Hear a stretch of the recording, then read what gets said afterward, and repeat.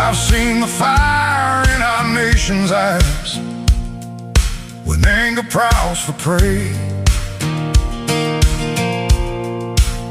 I've heard good people draw their lines and call it holy rage.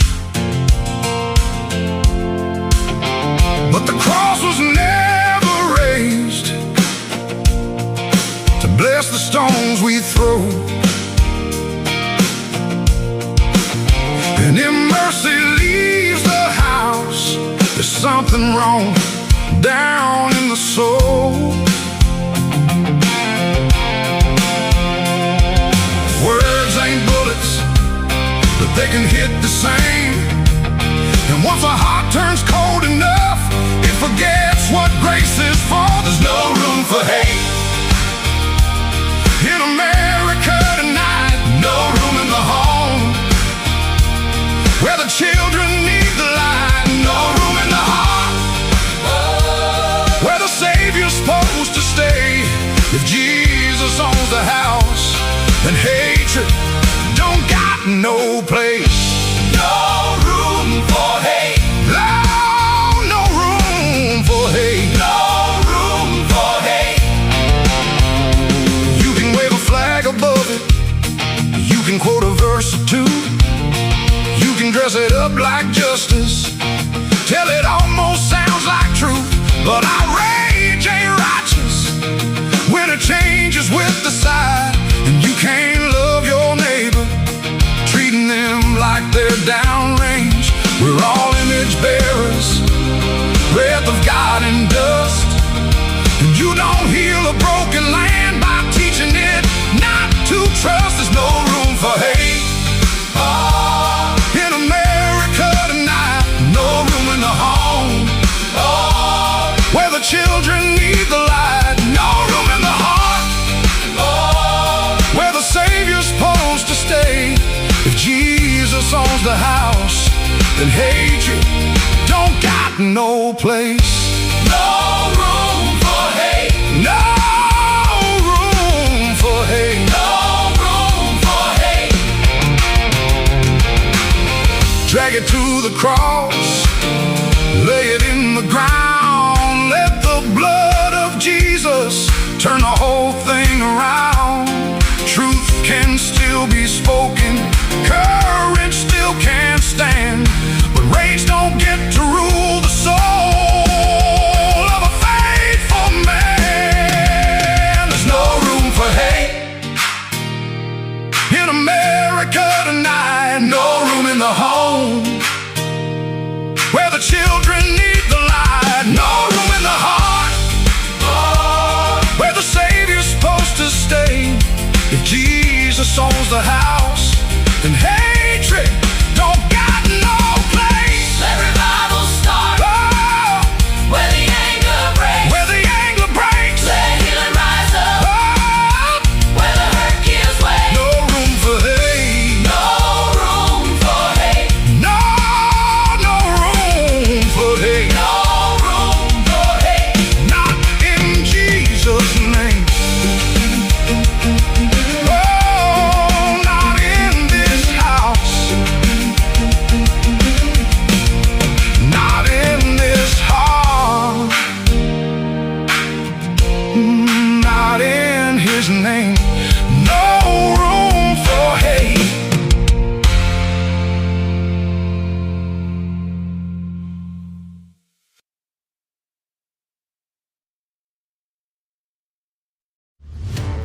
Remember when entertainment was actually entertaining? When comedy was about being funny, movies were about telling great stories, and you didn't need a political lecture every time you hit play. Great entertainment still exists, it's just getting harder to find. Even the biggest streaming platforms leave audiences disappointed.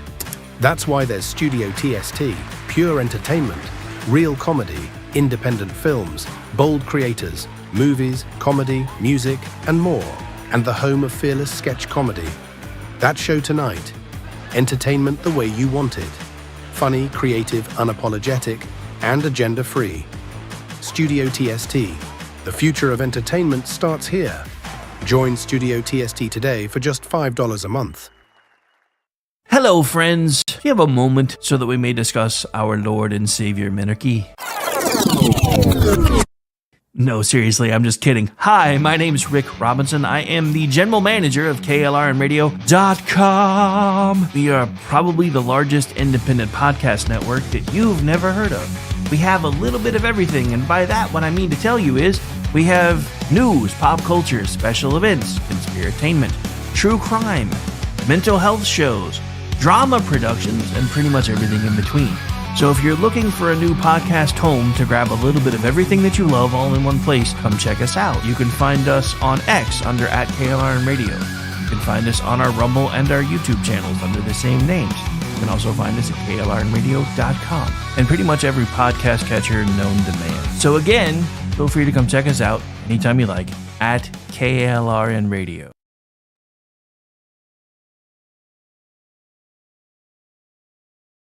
In uncertain times, we could use someone to lean on. Blue Cross and Blue Shield of Oklahoma will stand by you with plan options to fit your budget. If you've recently lost your job, had a baby, or moved, you can still get the healthcare coverage you and your family need. Financial help may be available for those who qualify. Call 855-452-BLUE or visit hereforyouok.com to see if you're eligible to enroll. Blue Cross and Blue Shield of Oklahoma, a division of Healthcare Service Corporation, a mutual legal reserve company. Hi, everyone. This is JJ, the co-founder of Good Pods. If you haven't heard of it yet, Good Pods is like Goodreads or Instagram, but for podcasts. It's new, it's social, it's different, and it's growing really fast. There are more than 2 million podcasts, and we know that it is impossible to figure out what to listen to. On Good Pods, you follow your friends and podcasters to see what they like. That is the #1 way to discover new shows and episodes. You can find Good Pods on the web or download the app. Happy listening. KLRN Radio has advertising rates available. We have rates to fit almost any budget. Contact us at advertising@klrnradio.com.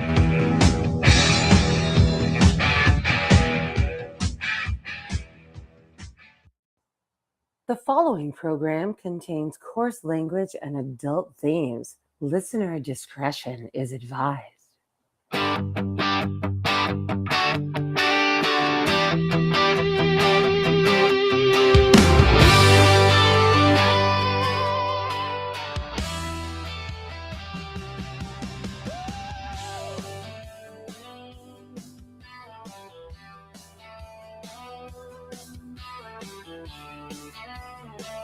Pardon my oops. Hello. Helps if I drop the right slide. Pardon my air drumming. Good Wednesday. Nearly afternoon, I guess. For you guys, I guess East Coast it's noon, so you guys are at lunch. I think I'm confused. Did I just start at my normal time? Yes, as a matter of fact, I did. That's why everything seems weird.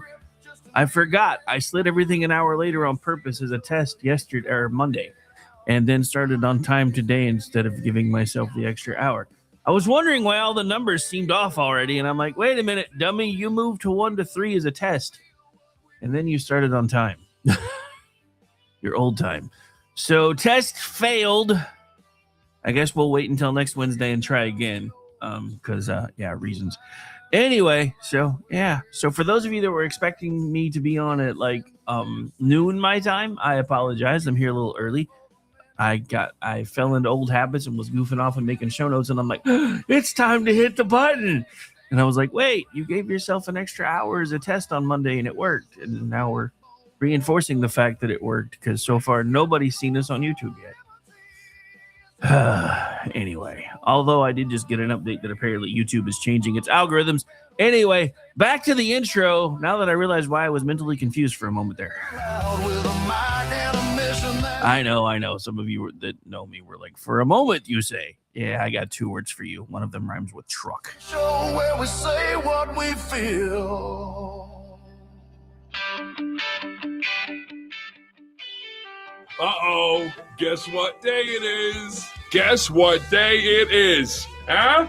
Anybody? It is Wednesday, my dudes.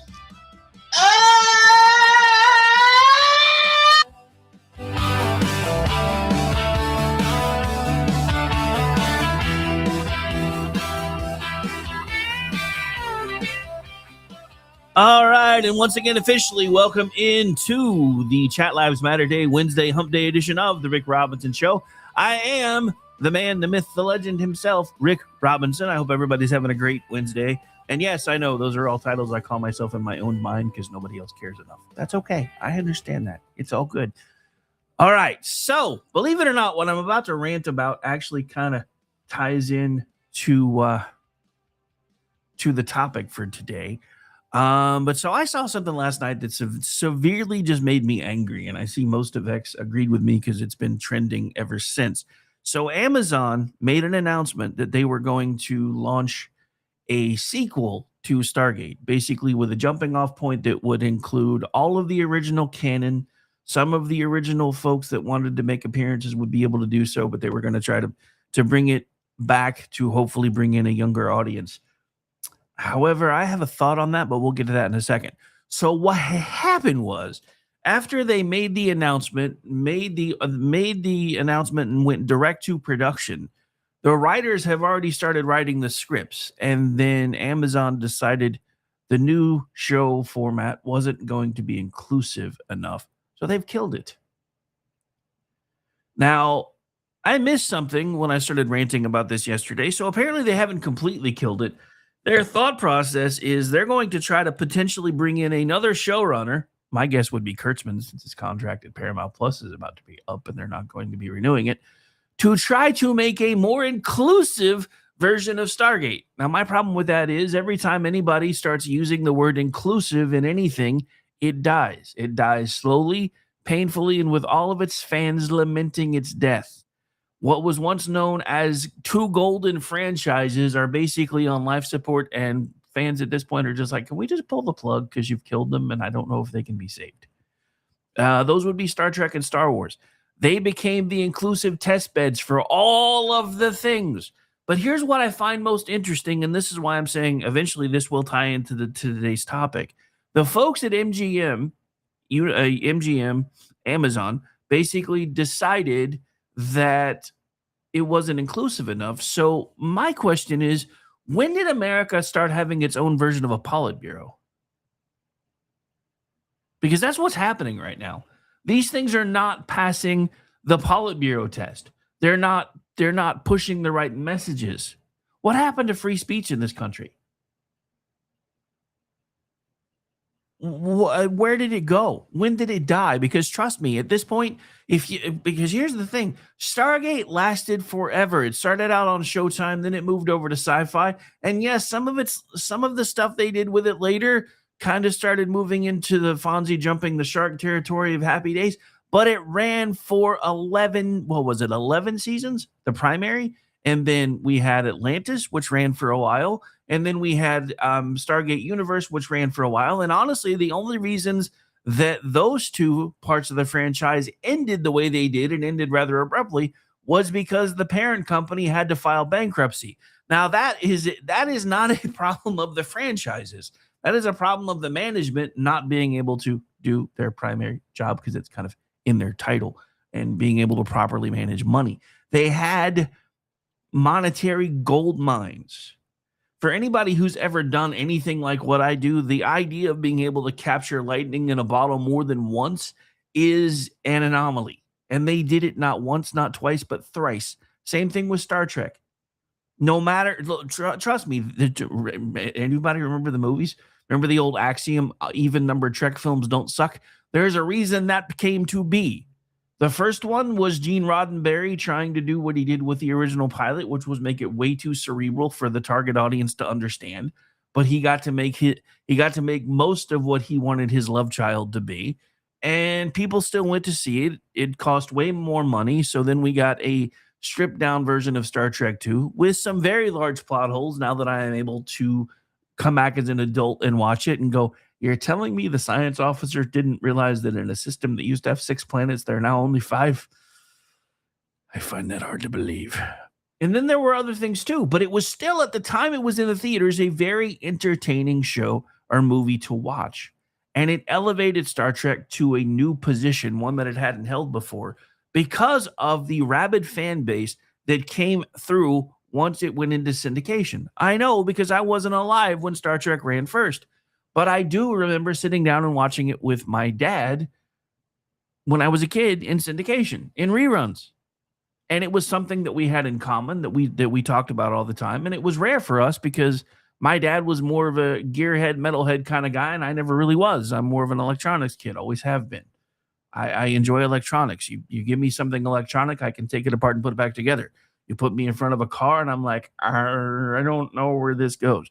But part of that, again, is I grew up in the generation where if you didn't hold the flashlight just right for your dad when you're trying to help him change spark plugs, you not only got told about it, you felt it. So it wasn't anything that I ever really enjoyed doing. But I was able to teach myself how to take electronics apart and put it back together. And I did that at a very young age with a stereo that my dad gave me, and he came in right in the middle of me putting it back together in my bedroom floor, and he's like, it better work when you get done or else. That's all he said. And by the time I got done putting it back together, it still worked. And that's when I figured out, hey, I do have some aptitude for things like that. I just prefer working on other mediums. So back to what I was talking about, though. We have a Politburo now in America, and this ties into the rest of what we're going to be talking about today, because I submit the kids are not all right. And I'm going to tell you why today. Now, this doesn't mean that I think that every person of a certain age is running towards communism or socialism, but there's a good bit of folks that do. So again, welcome in. This is, again, the Rick Robinson Show. I'm glad all of you that are here. I am starting to see a few people trickle in. I really wish I had given myself the extra hour runway just to see if it would have done the same thing or not, but I guess we'll have a valid test of whether it was that or just something else that made Monday's show completely take off for a few minutes. So today we start with a question that sounds fairly simple, but it's actually not. Do the youth of the day prefer communism over capitalism? Now, that I'm going to admit, that's the kind of question that can turn into a cheap talk radio grenade real fast. You can yell, the kids are all Marxist, and everybody gets mad on the internet, starts flipping tables and throwing chairs. Hi, Chipotle. Oh, wait, sorry. And nobody learns anything. That is not what we're doing today. No, I do not think that every 22-year-old in America is sitting around reading Karl Marx and plotting to nationalize the local Chick-fil-A, but I do think something has changed, and that change, while slow, has become dramatic. Too many young Americans hear socialism and think compassion. They hear capitalism and think rent, debt, groceries, bad jobs, and a future locked behind a paywall. That's not just an economic problem. That is an education problem, a cultural problem, and a political problem. And that's where today's title comes from, because the kids, ladies and gentlemen, they are not all right. And I do not mean that as a mockery. I mean it as an analytical point. They're not all right economically. They're not all right educationally. They are not all right civically. And they're not all right in terms of institutional trust.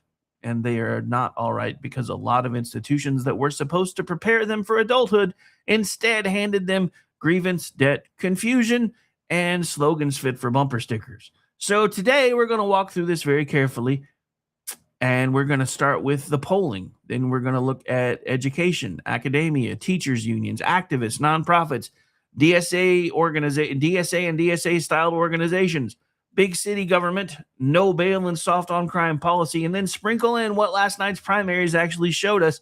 And let me put the guardrails up early. I'm not saying every young person is a communist, or are they? I'm not saying every protester is paid, or are they? I'm not saying every Democrat is DSA, but they might in fact be DSA light or DSA adjacent. I'm not saying there is an ecosystem, but I am saying there is an ecosystem.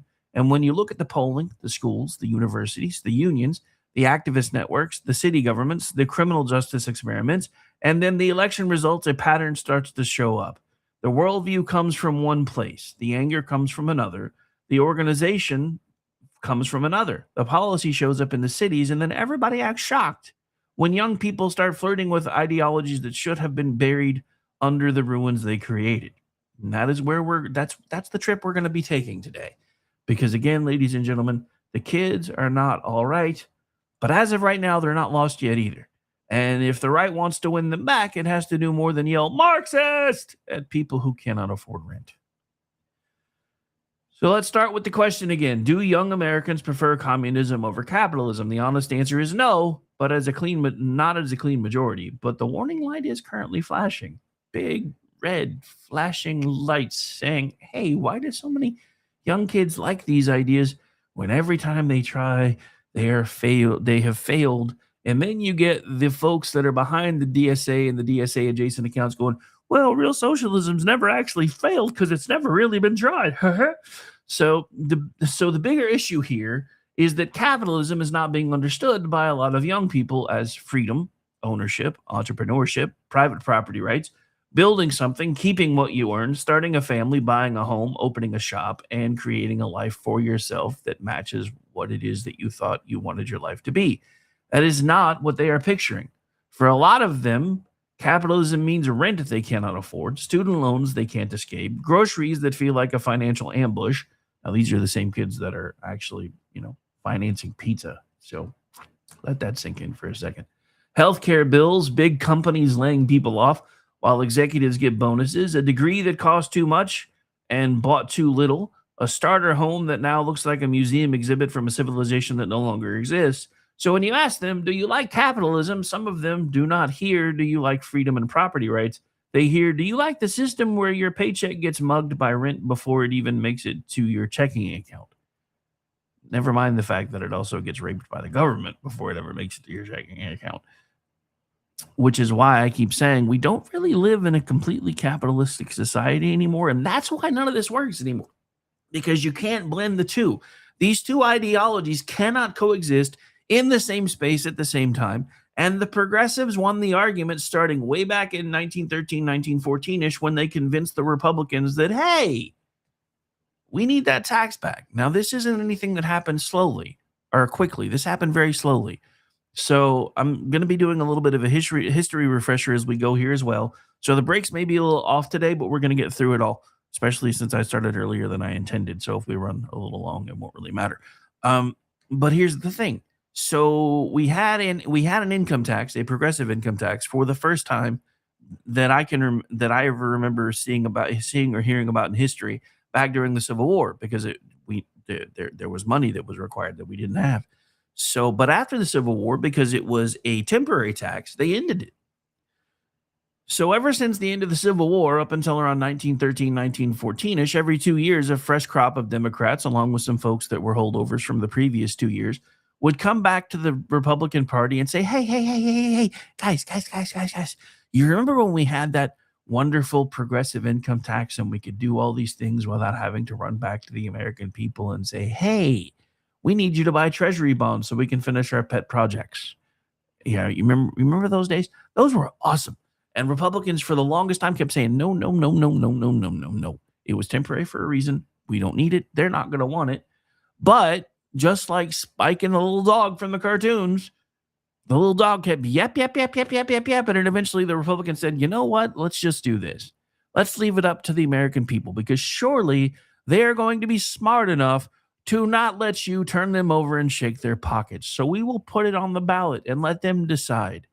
And it became a constitutional referendum to add an amendment. And then the Democrats used the very same line that they have been using for now over 100 years.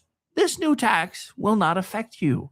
This new tax is a 2% tax on the most wealthy 1% of Americans, so you're never even going to notice.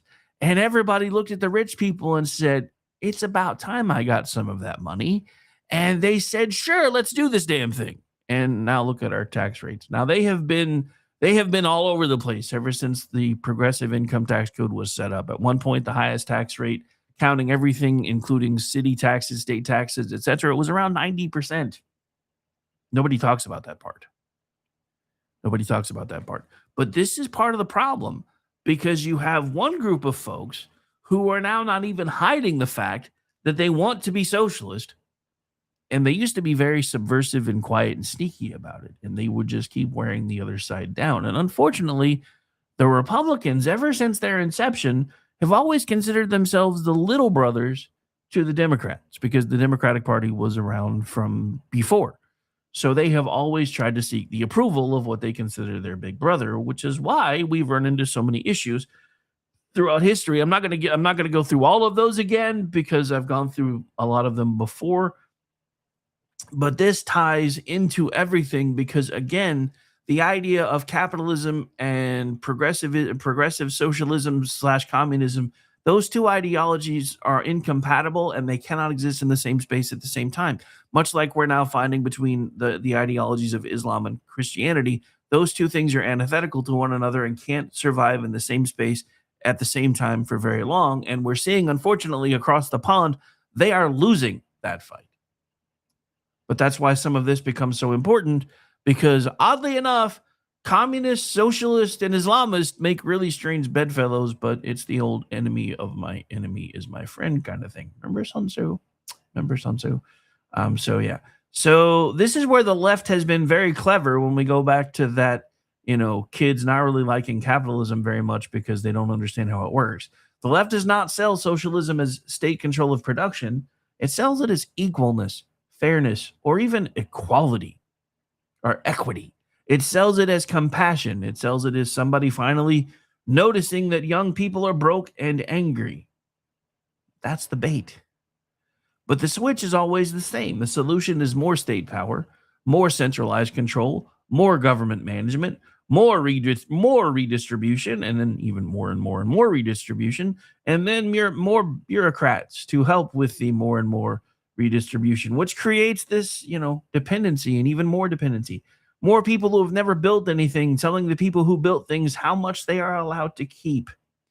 And you know how I know all of this ties together? There's an interesting study that just came out today showing that in America, the average male between the ages of 18 and 30 has a declining work ethic, because the idea of being a actual productive male masculine member of society is being frowned upon. Not to mention all the government handouts that are now available if you can find a way to tweak the system. So we're in trouble all over the place, ladies and gentlemen. And that's why we're having this discussion today. And here is where conservatives have to be honest. Just screaming Marxist at young people is not going to fix that. All right, I'm going to take a quick break. I'll be right back. I have dogs barking. I need to see what's going on.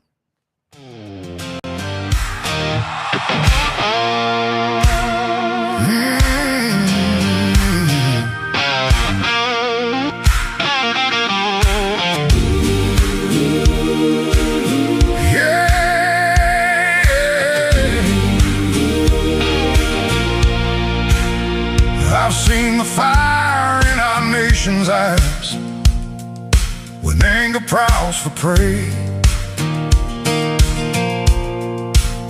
I've heard good people draw their lines and call it holy rage.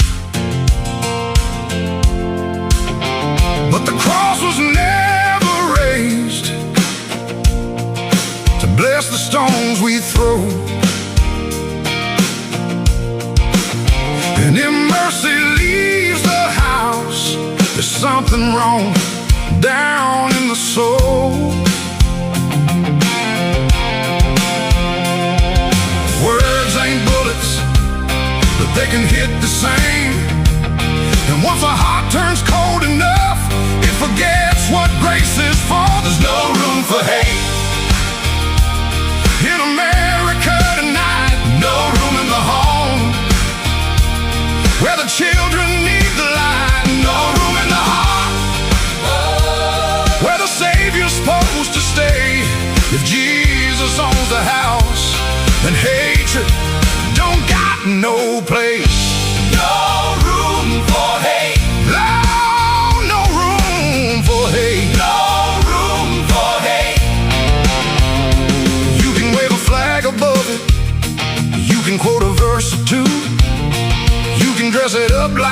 justice till it almost sounds like truth. But outrage ain't righteous when it changes with the side, and you can't love your neighbor, treating them like they're downrange. We're all image bearers, breath of God and dust, and you don't heal a broken land by teaching it not to trust. There's no room for hate in America tonight. No room in the home where the children need the light. No room in the heart where the Savior's supposed to stay. If Jesus owns the house, then hatred don't got no place.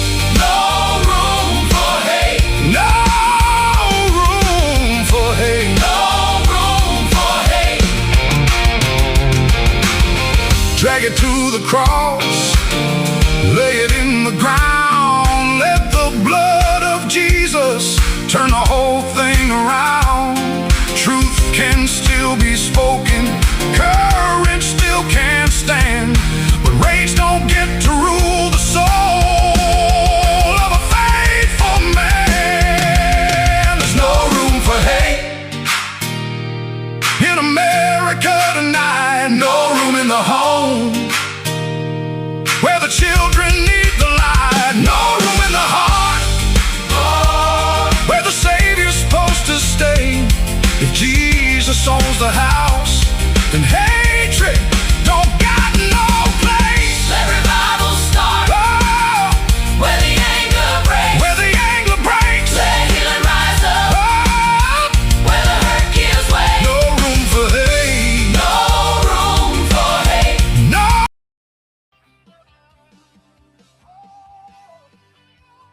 All right, I apologize for that sloppy transition. First of all, I need to figure out how to tell Amazon to not deliver packages from a certain time to a certain time. But then again, if I'd started at noon my time like I planned on, that wouldn't have mattered. Anyway.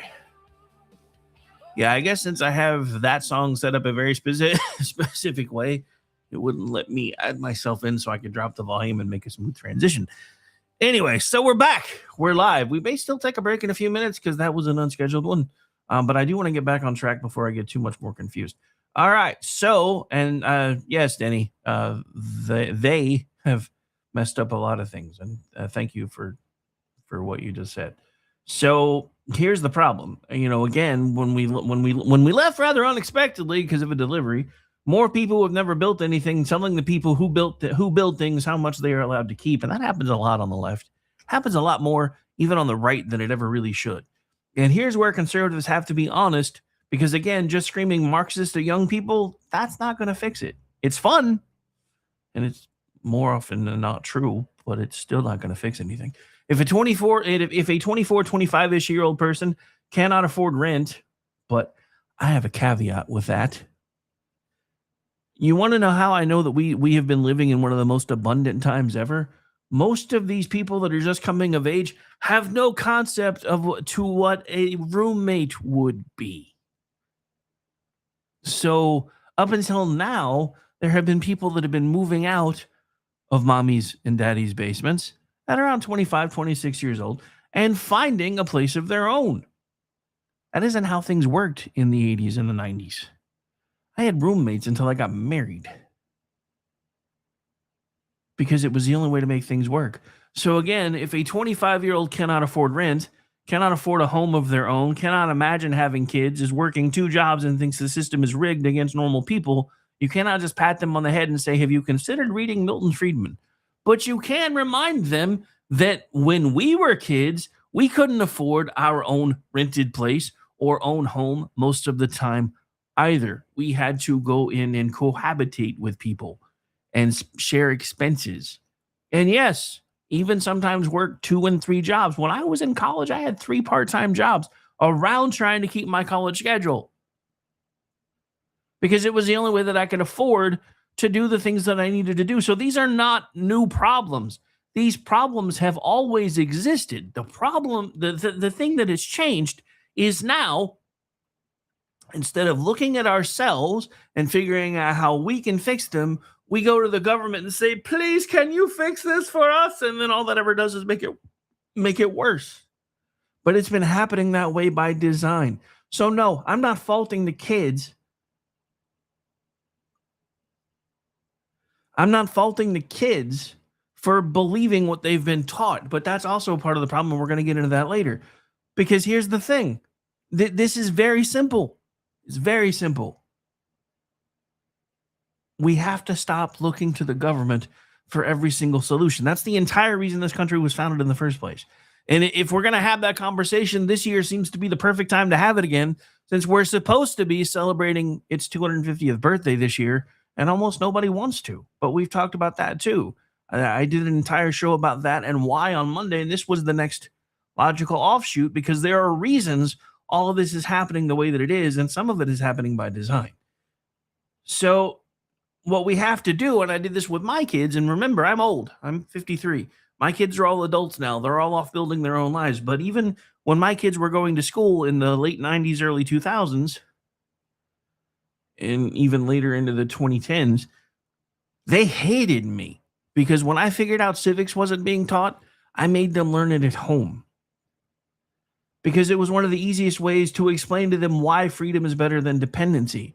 If they understood why our founding fathers did the things that they did and the reasons why they took the steps that they took, and they were able to understand why freedom matters and why you don't want to let anybody take that away from you, I knew it was going to prepare them more for life. And guess what?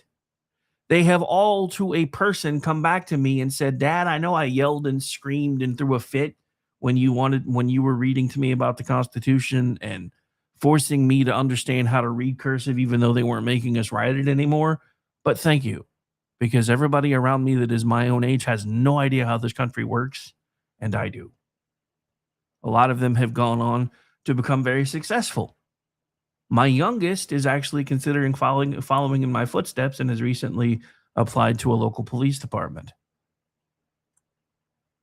So, again, you have to explain why freedom is better than dependency. But this becomes another problem because a lot of, and I'm not necessarily, I don't want to paint myself as being perfect, because there were a lot of things, because I was busy off building a business and trying to raise a family and trying to keep food on the table and all these other things. There were things that slipped through the cracks back then, even for me.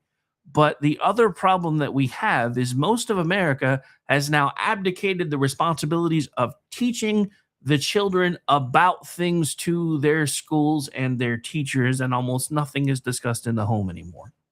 There's no family history being passed down. There's no oral traditions being passed down. There's no, well, this is why America is awesome being talked about around the family dinner table, because there is no family dinner table anymore. And even in the rare exceptions that there are, there's a very small percentage that aren't glued to their phones the entire time they're supposedly eating dinner. Our society has changed in so many different ways. And this is why, as I pointed out the other day, I am of two minds as we move more staunchly into the information age, because it has given me the ability to do the very things that I do to now make a living and put food on the table and all the other things that I used to have to do other things to do. But at the same time, it has created this sense of dependency and this need for government intervention. And it's astounding. We talked about this last night on Men Explained Poorly. We have, and I've talked about this on other shows, we have at our fingertips and usually in our pockets more computing power than was used to launch the space shuttle or to send man to the moon, and we don't use it for anything other than watching cat videos. That's bad. But again, this is why this is all worded the way that it is, and I'm going to get back into it in a second.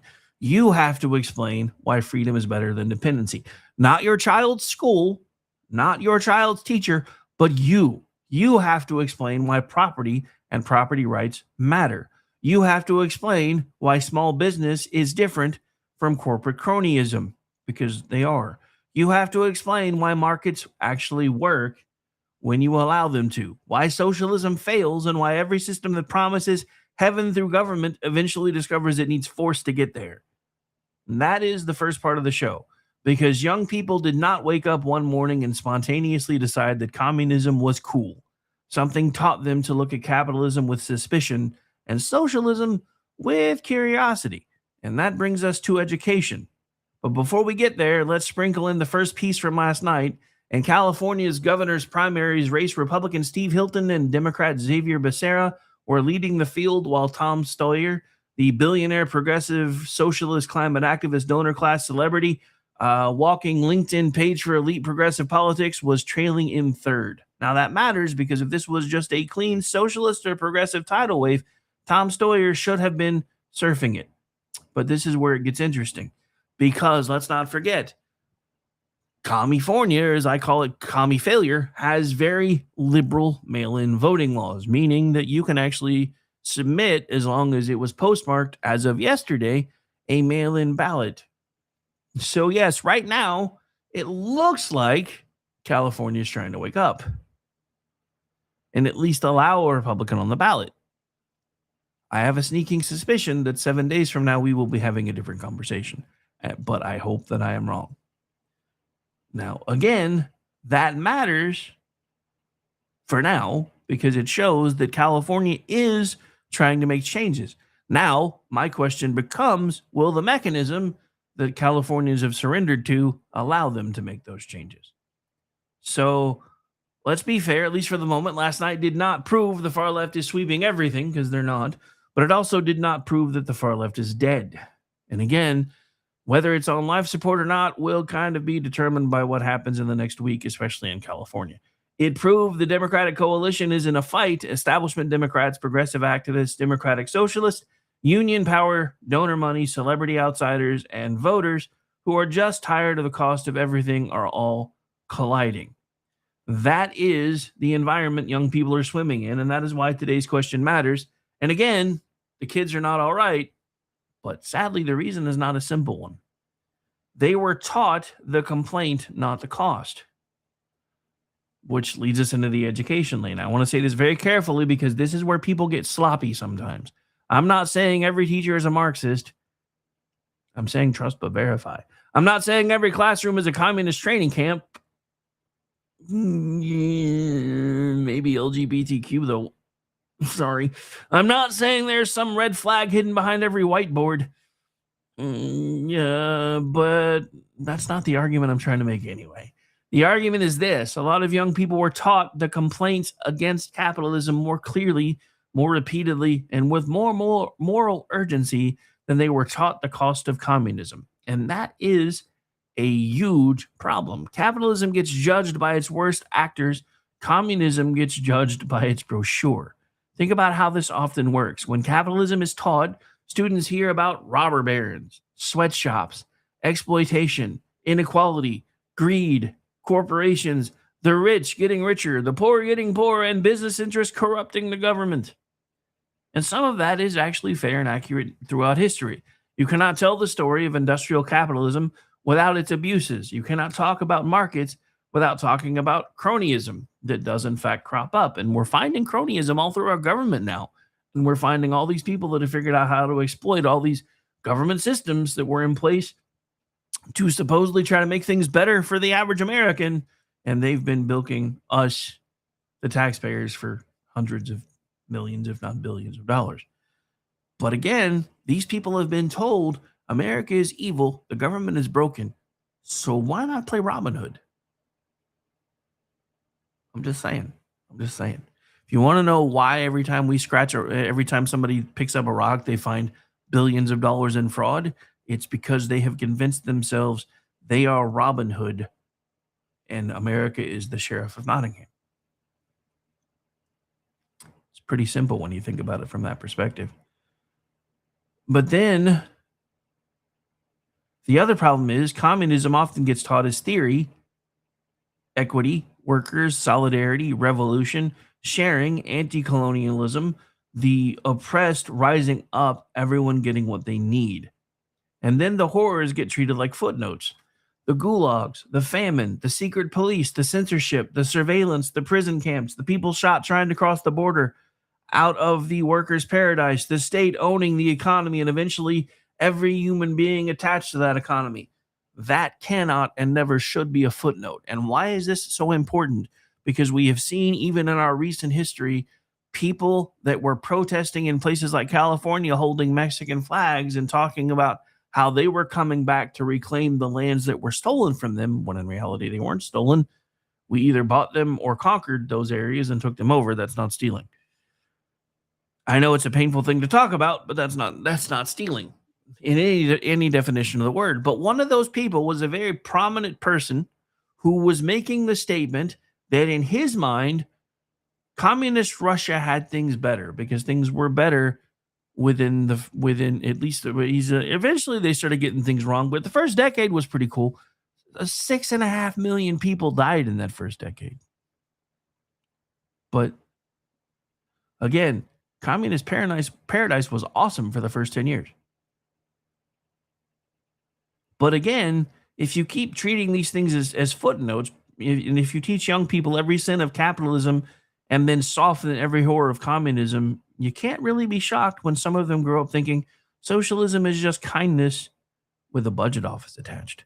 The subversive part is not always the label. It is, in fact, the assumptions.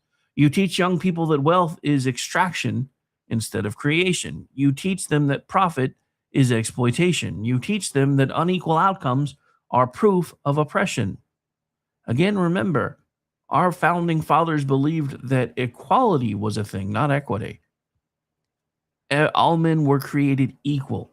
And there was a change made to that declaration and endowed with rights from our Creator, including those of life, liberty, and the pursuit of happiness. That's not the original wording. The original wording was pursuit of property. Because one of the key tenets of happiness is actually owning something that belongs to you that nobody can take away from you. And we've gotten way far away from that too, thanks to all these different progressive tax ideas that have crept into America. And that's why I keep telling you, capitalism and socialism cannot coexist in the same space for very long. And we're finding that out the hard way. But again, if you start teaching them that the government is the moral referee of everything, they start to believe you.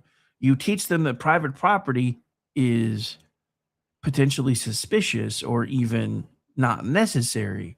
You teach them that the successful person probably took something from somebody else. You teach them that personal responsibility is less important than systems, and that's creeping up all over the place.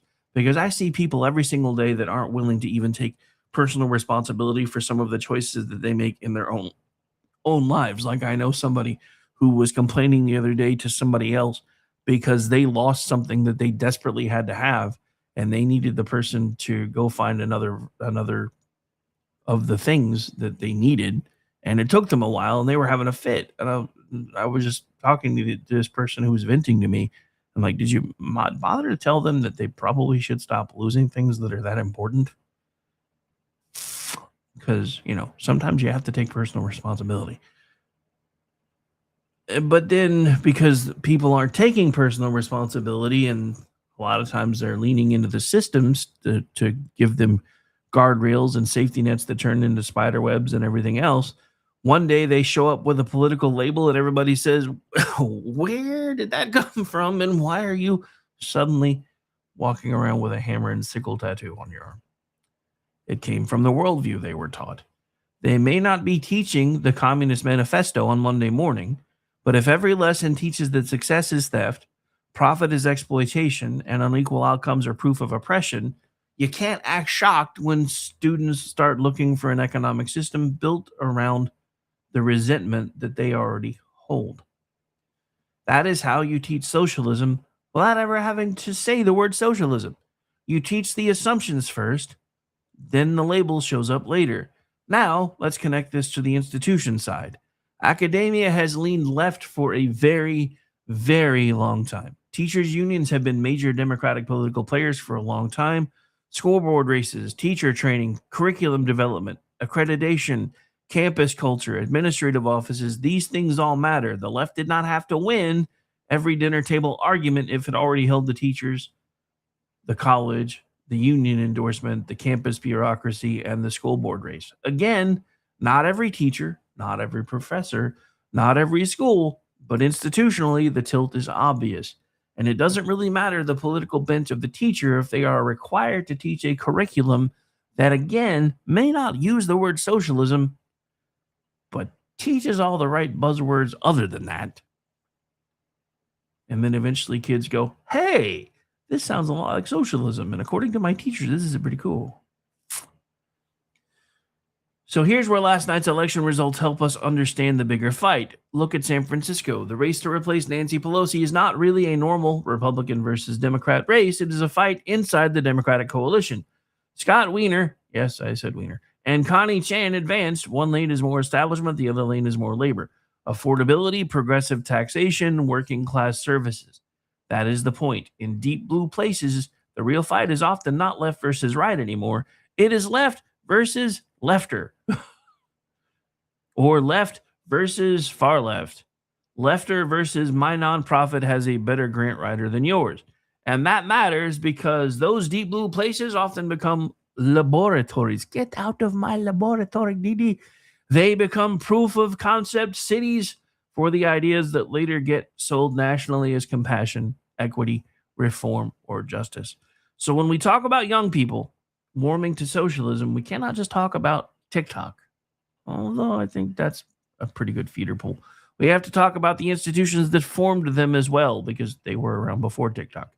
They were taught the complaint, not the cost.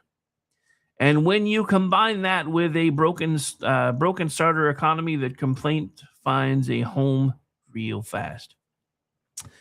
All right. So, actually, technically, this was supposed to be the bottom of the hour break, but we're already pretty much back around to the top of the hour. So, I don't know. I guess since it's podcast and not really terrestrial anymore, I don't really have to follow the same time constraints. So I guess we're just going to go ahead and take the break. So when we come back on the other side and talk, we're going to talk about the machinery around the anger, because anger is one thing, organized anger is something else. So again, we're going to take a break. But when we come back, a lot of young people are angry for free, but the machine around them, the training, the messaging, the legal support, the bail funds, the fellowships, the organizing networks, that part has invoices. This is the Rick Robinson Show. We're going to go ahead and take a break. We're going to come back probably and treat this as, we're just going to take a break because this isn't technically top of the hour format, and it doesn't really matter because I keep trying to treat this like I'm still on the radio, and I'm really not. So, I'm sorry, I'm having a bit of an argument with myself. It happens. It happens. And according to my grandma, that was when you really knew you were losing it. And it's okay to talk to yourself. It's even okay to answer yourself. It's when you start arguing with yourself, you got a problem. So apparently my name's Rick Robinson and I have a problem, but we'll be right back. Stay tuned.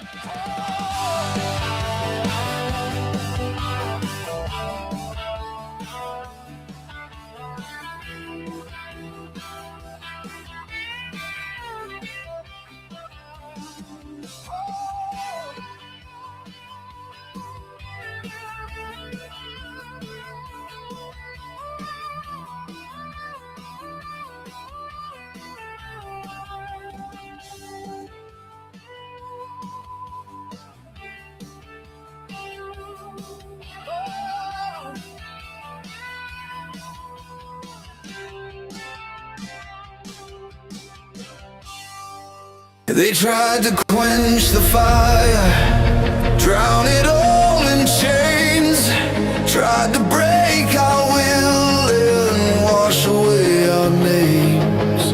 But every spark they buried only fed the flame. Now the cry of freedom's roaring through the rain. Hear the cry of freedom on the winds of change. Every voice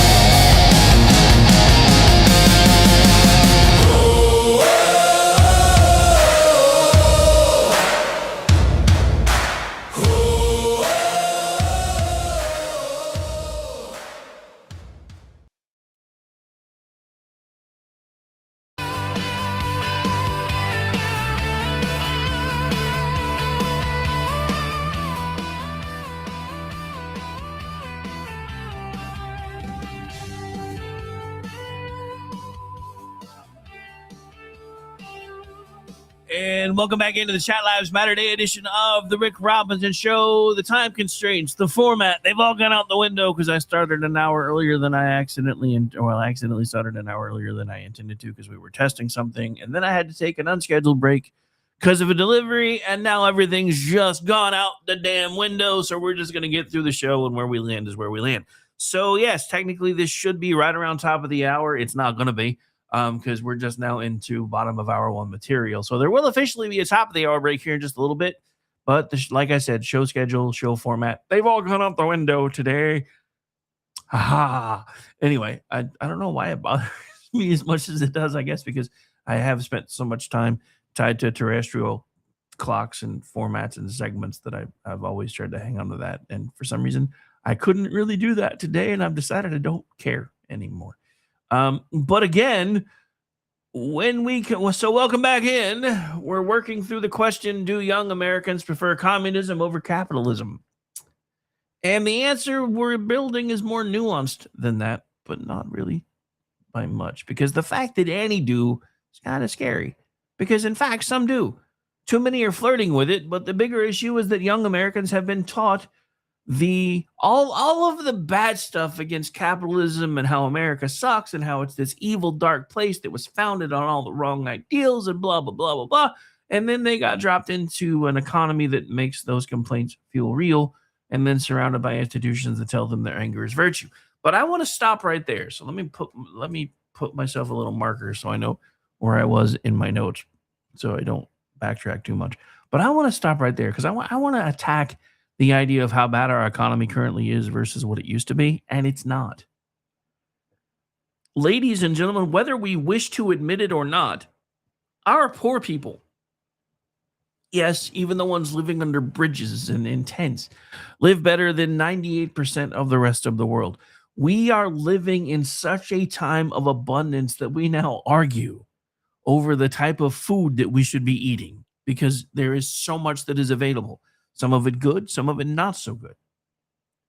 We now have people, and I dare say, part of this is borne out through other evidence. Look at what happened when the government got involved with higher education. The cost of everything went up. The fact that so many Americans are on food stamps, even the ones that are in their 50s and 60s and only getting $25 a month, has helped to drive up the cost of food. Anecdotal evidence supporting what I'm saying. Since soda has been removed from food stamps, I have seen a dramatic drop in the price of soda. Not for the big ones like Coke and Dr. Pepper, but all the other ones that were basically price pointing about the same. They're not. I mean, I was able to buy a 12-pack the other day of A&W root beer for $5. I don't remember the last time I was able to do that. And it's been so rare around here that Gracie came back home after school and saw that there was a 12-pack of root beer on the table. And she says, "Papa, we have soda in the house?" Yeah, she's 6. Even she realizes that we don't have soda that often. But again, part of the very things that we've put in place to try to make sure that everybody remains safe and well fed are creating some of the very issues that we're talking about. But again, whether you like it or not, we are living in one of the most abundant times ever in this country. But we've also ourselves, because we put everything on autopilot and expect that our politicians to have our best interest at heart and actually do the things that we sent them to DC to do, we have created some of this very same mess. Okay, so I'm insane. You want to try to elaborate? So, while I wait for the trolls to catch up, now let's get into the machinery, and I want to put the guardrail up right away. There is a difference between paying protesters and funding protest infrastructure. We should not blur that line, but we also should not pretend the infrastructure itself does not exist. I'm not going to sit here and tell you that every 19-year-old with a cardboard sign is on somebody's payroll. Usually the ones with the homemade cardboard signs, not so much. The other ones, probably. But that idea is lazy on its face, and a lot of them are angry for free. But the machinery around them, the training, the messaging, the legal support, the bail funds, the donor networks, the professional organizers, the fellowships, the nonprofit infrastructure, the communications shops, the social media machine, that part, that's where the evidence lies. That's where the receipts are. That is where the modern activist ecosystem gets interesting. The machine does not have to create the anger because the anger is already there. People feeling like they can't afford rent did that. Debt did that. Falling into the trap of you have to go to college to get a good job did that. Going into corporate structure and realizing that in a lot of cases in corporate structure, you can't get past a certain level without a 4-year degree did that. There are now ads I see all the time talking about this new thing called the paper ceiling, because there are lots of folks who never got a 4-year degree, but they've done a lot of different things. And if their actual work experience was being considered instead of the degree, they would be overqualified for the positions that they would be applying for. However, because they don't have that degree, they're not eligible. And again, when the education structure, when the government structure, when all these things funnel you into this higher education funnel, and the government is involved in helping to offset the cost, just like with everything else, the people that are in charge of the cost go, hey, we've latched onto the government teat now, we can charge whatever we want. And now colleges basically become grades 13, 14, 15, and 16. Instead of the higher education that it used to be. So again, the anger is already there, and we've discussed why. The feeling that the American dream now has a cover charge is feeding that. The machine just shows up with a megaphone, a slogan, a lawyer, a bail fund, a training manual, and a donor-funded nonprofit logo at the bottom of the page. That is how grievance becomes organized power, and this is where DSA and DSA-style groups matter. Not because DSA controls the whole Democratic Party, because it doesn't. But it doesn't have to control the whole party to move it. It only has to control enough primaries, enough local offices, enough activist pressure points, enough staff pipelines, enough school board fights, enough city council seats, enough nonprofit partnerships, and enough media language to drag the party's center of gravity left. And it's working. Just look at what's happening in New York City right now. Power is not just the White House. That's the power everybody talks about. It's also not even the most important power source. The PowerPoints are actually the school board. Nobody pays attention to those elections. Power is the prosecutor race. Nobody really talks about those either. Power is the city council seat that writes the rules everyone else has to live under. Power is the staffer who writes the memo. Power is the activist group that decides which words are acceptable, which in America is laughable. Power is the union endorsement. Power is the nonprofit grant, which we're now finding is being abused all over the place. Power is the low turnout primary where 8% of voters decided what 100% of the residents have to live with. And last night's election results give us a live snapshot of this. DSA's own publication said it had 21 endorsed candidates on the June 2nd ballot, not counting 2 uncontested New Mexico Democratic primary candidates. Several DSA-backed candidates either won, secured ballot spots, led, or moved towards runoffs. That's not a socialist sweep, but it's also not nothing. In America, the fact that the Democratic Socialists of America are gaining a foothold in our political system should terrify everyone who believes that freedom is the right choice. That's the red line. It's not that they've taken over, it's that they've gained a foothold. The socialist lane did not take over the whole map last night, but it did not disappear either. It showed up organized, branded, disciplined, and capable of advancing candidates where the terrain is favorable. That is how movements work. They don't always win the big office first.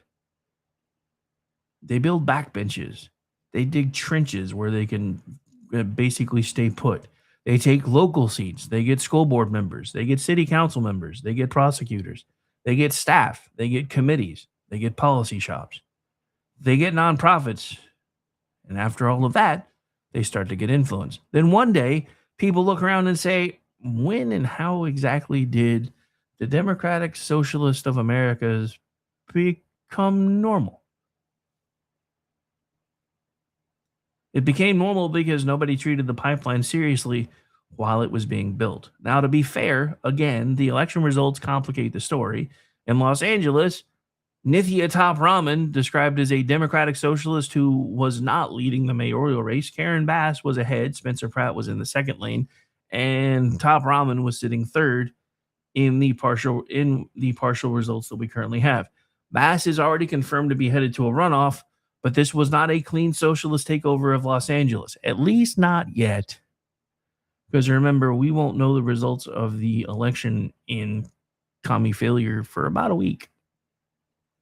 I have a sneaking suspicion that Spencer is going to be knocked out.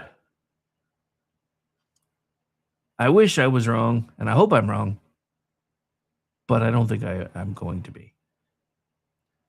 But as everything is currently framed, that still matters, because our point today, and my point today, is not that the far left swept the board, because it didn't. My point is that the far left remains organized and influential inside a Democratic coalition that is fighting itself in public, which is new. It's rare. We've never seen public infighting with the Democratic Party before.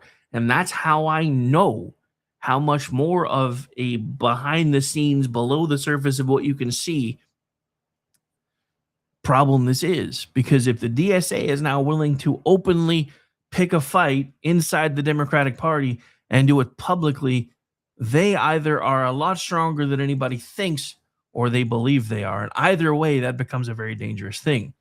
In some places, establishment Democrats still have the machine, which isn't much better. In some places, progressive candidates have the energy.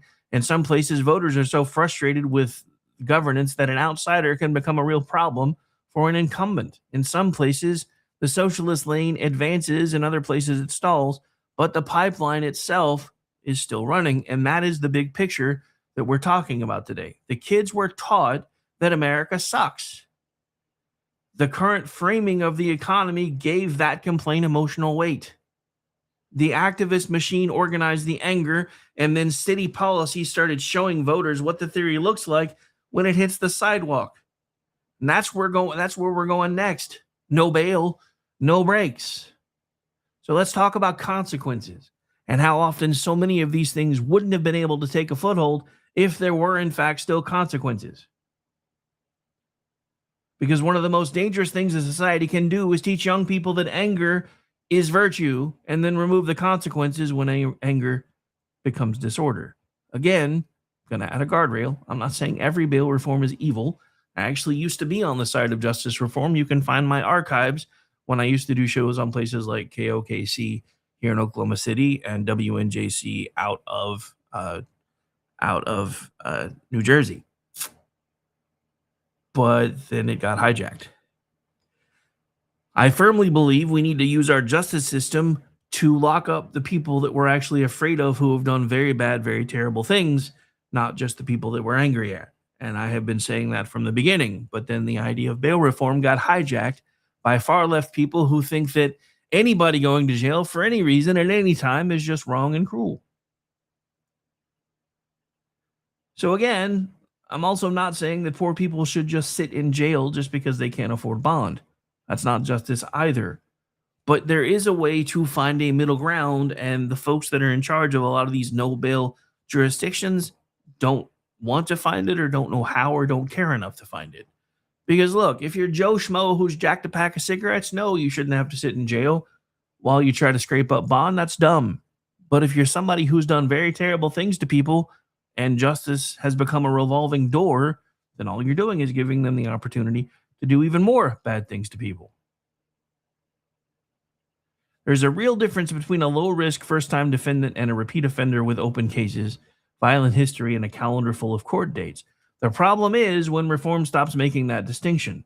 The problem is when the system cannot tell the difference between a guy who made one bad decision and a guy who treats release like it's a halftime break. The problem is when consequences disappear and everybody is supposed to pretend that is compassion. Remember, under Barack Obama, we watched a city burn pretty much every month for the last 4 years of his presidency. There were no consequences faced. Everybody said, they're just venting their frustration, Rick. We need to let them do that. Okay.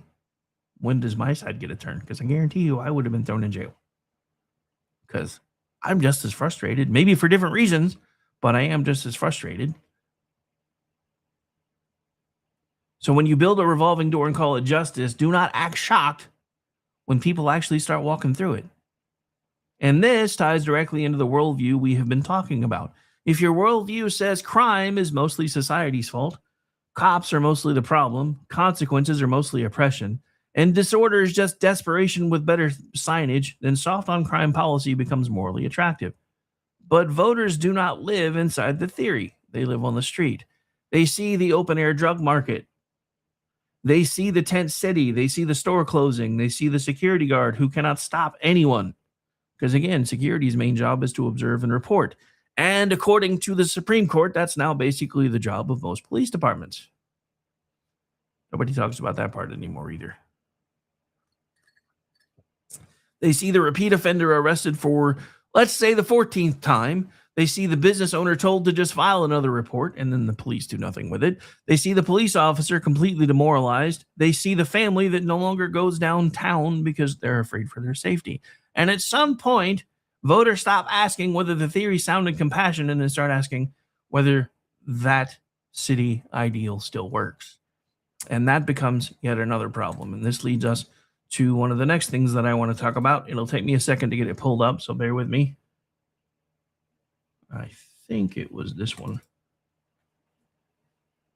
Nope, that's not it. I was wrong. Did I not download that one? I bet I didn't download that one. Although I do normally have the title card up and then my picture is smaller for those of you that, realize that I have a face made for radio and a voice made for print. So, but let me do something real quick because I just realized I did not grab that graphic, I don't think. Okay, you are making me scroll through all the small stuff way too much.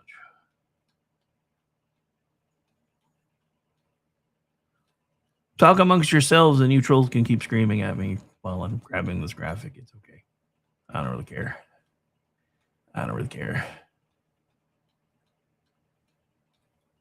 Dude, I made that graphic really early in this and can't remember where I parked it. Wait, I think that's it. Yep. Nope. Close. There we go. That's the one I'm looking for. I'll just download it again since I lost it. All right, so now let's get it on the screen. Sorry. I'm my own producer, and sometimes things go sideways. It happens. All right, so let me try to change this up some, or maybe, no, I don't really like how that looks either. Nope, that ain't gonna work. Okay, so let's just get rid of this for a second so you guys can actually see everything. All right. So the graphic itself is actually quite simple. Who owns the revolving door? And that's the part that we're talking about right now, because it's funny how when you really stop and look at it, a lot of these things all get tied together. So who owns the revolving door when it comes to criminal justice reform? And this is information regarding party control, where soft on crime and bail reform policies show up most. In the top 100 city mayors, 67% of them are Democrats, 22% Republican, and 11% other. Top 30 city mayors, 90% Democrat, 7% Republican, and 3% independent. Ones with the 3-state trifectas, that changes things up a little bit. 32% Democrat, 46% Republican, and 22% split. Broad bail reform jurisdictions, 60% of Democrats run those areas, 10% Republican and 30% split. In the 5 strict cashless, near cashless bail core, and number 5 in strict cashless, near cashless bail core ideas, 100% Democratic run. This includes places like Illinois, New Jersey, New Mexico, and Washington, D.C. So the very same people that hate the cops, that wanted the cops eliminated, but now because ICE has become the new bad guy, keep saying, well, we prefer local cops to these federal stormtrooper Gestapo types. Yeah, they wanted them gone too, which is interesting because years ago when they kept saying, you don't need a gun because that's what the police are for. Then I kept saying, why do places get fined for not having fire extinguishers in them then? Because that's what the fire department is for. And they never really had an answer for that. Now, think about how much worse this would have been but it's only because they got a foothold in other places. It doesn't really matter what the cops do anymore Because if the DA won't press charges, or if the DA just says, yeah, here's a desk ticket, hopefully you come back and go on about your day, then it doesn't really matter what the cops do anymore. Which is why most people that are cops don't do as much anymore, because it doesn't do them any good. But yeah, so I know I'm probably getting a lot of hate in the chat today. I don't care. Because again, these are data points. This isn't me talking just to talk. This is me connecting data point dots and showing you how broken everything is and telling you why it's as broken as it is. So I don't really care what your opinions are. Because trust me, I had to jump through hoops to even get this put together. Because every tool that I was trying to use kept saying that it wouldn't write it because of political bias. And I kept having to explain to each tool. And it took several to get this put together, that I was pulling the analytical data to show a pattern, not trying to prove bias, because I don't care about the bias. The bias is already there if you're willing to look at it. So it doesn't matter how insane you think I am. It doesn't matter how much you think I'm talking out my ass, because I have done the research. Again, strict cashless, near cashless, bail core, 100% Democrat-run areas. The same party that is now being infiltrated by the Democratic Socialists of America, who have a foothold. Socialism and communism are antithetical to one another, just like Christianity and Islam are. And I'm going to piss a lot of people off with what I'm about to say. Islam is not a religion. It is a theocracy wrapped in a religious cloak. And that is a huge difference. Huge difference. These things cannot coexist in the same space at the same time for very long. And sadly, the left, because now it's completely lost the plot. Obama cleaned the bench out. Nobody knew what to do. They've rigged their primaries now multiple times. You keep telling me there's no way they can rig the election, but they keep rigging their primaries and have done so now 3 times. Just saying. So if they can rig their primaries, it's not that much harder to put some fingers on scales in places where you already have control. And again, as unpopular as this opinion is, somebody needs to tell me where 11 million voters went between 2020 and 2024. Was there a rapture and I missed it? Were Biden voters the ones that got raptured and nobody told us? Where'd they go? Because remember, literally Hitler was still on the ballot. But sure, let's call me dumb and stupid and insane instead of looking at actual data. I'm okay with that. I don't really care. So at the city level, again, Democrats dominate as of June 2026, 67 of the 100 largest U.S. cities. They had Democratic-affiliated mayors. Republicans had 22%. The rest were libertarian, independent, nonpartisan, or unknown. At the state level, the picture is more mixed. Republicans have more state trifectas nationally than Democrats. So I'm going to have to be precise. We're talking about the whole country. And when we do that, the map is not simply blue. But if we're talking about big city governance, the places where Americans most often see homelessness, transit disorder, progressive prosecution, no bail experiments, anti-police politics, school fights, and activist urban policy, then the Democratic footprint itself is very strong. And again, the data that I just showed you supports that. So if you don't like it, suck it. So when people ask who owns the revolving door, the answer is not every Democrat and no Republican, because that's too easy and too sloppy. But if we're talking about, again, the biggest cities, the soft on crime prosecutors, the cashless bail experiments, and the places where disorder became a lifestyle brand, the scoreboard is not exactly hard to read. And Los Angeles gave us a live example last night. Karen Bass, who is probably one of the most unpopular mayors in history, advanced last night. Not as the conquering hero the way the Democrats expected, though. She is officially headed to a runoff after failing to clear the threshold because she didn't hit 51%. She was under pressure over homelessness, public safety, wildfire responses, city competence, all of it. Spencer Pratt, of all people, became part of the backlash lane. Top Ramen represented the Democratic Socialist Progressive lane, and I still am willing to bet you dollars to donuts that in 7 days, she'll get the nod for the primary, not him, because mail-in ballots. That is the Democratic coalition fight in miniature. The incumbent establishment, the frustrated outsider lane, the socialist progressive lane, and voters asking why the city still feels broken. In Los Angeles, Karen Bass did not get a coronation. She got slapped with a warning label. That's the key. When homelessness, crime, fire responses, affordability, and basic competence become the ballot question, ideology has to answer to the streets. And that is where the no bail and no consequences angle fits. You can organize anger. You can excuse disorder. You can call consequences oppression. You can say the system made them do it. But eventually, the public asks a very old-fashioned question. Can I live here safely? And the resounding answer so far has been a lot of folks from California voting with their feet and moving away. Because to them, the answer has been no. That means the theory failed. So hour one, and I know we're a bit off schedule, gives us the chain. Bad education creates bad worldview. Bad economics, or the illusion of bad economics, creates anger. Activist machinery organizes the anger. No consequence policy lets the fire spread.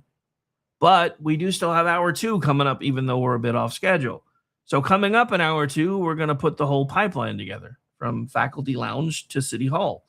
And then we are going to look at what last night's elections actually proved and what they didn't prove. Because if conservatives think the answer is just yelling Marxist, and a lot of folks on my side seem to think so, at young people, we're going to lose the fight, and it should be a fight that we're able to win. So when we come back, from faculty lounge to City Hall, the pipeline did not build itself, and the election results tell us the far left did not sweep, but it did gain a bit more of a foothold. This is the Rick Robinson Show. This is the end of officially hour one, even though we're a bit off topic or off schedule, not off topic.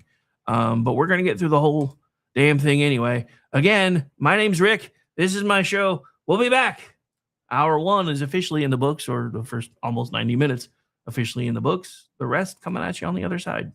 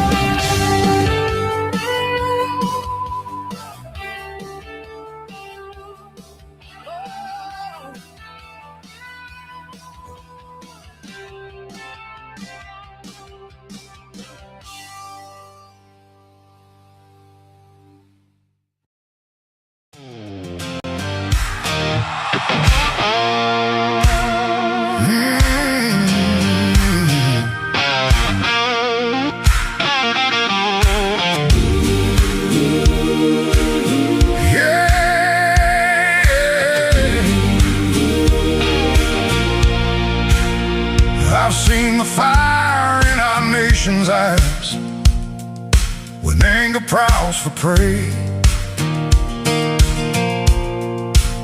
I've heard good people draw their lines and call it holy rage. But the cross was never raised to bless the stones we throw. And if mercy leaves the house, there's something wrong down in the soul. Words ain't bullets, but they can hit the same. And once a heart turns cold enough, it forgets what grace is for. There's no room for hate in America tonight. No room in the home where the children need the light. No room in the heart where the Savior's supposed to stay. If Jesus owns the house, then hatred don't got no place. No room for hate. Oh,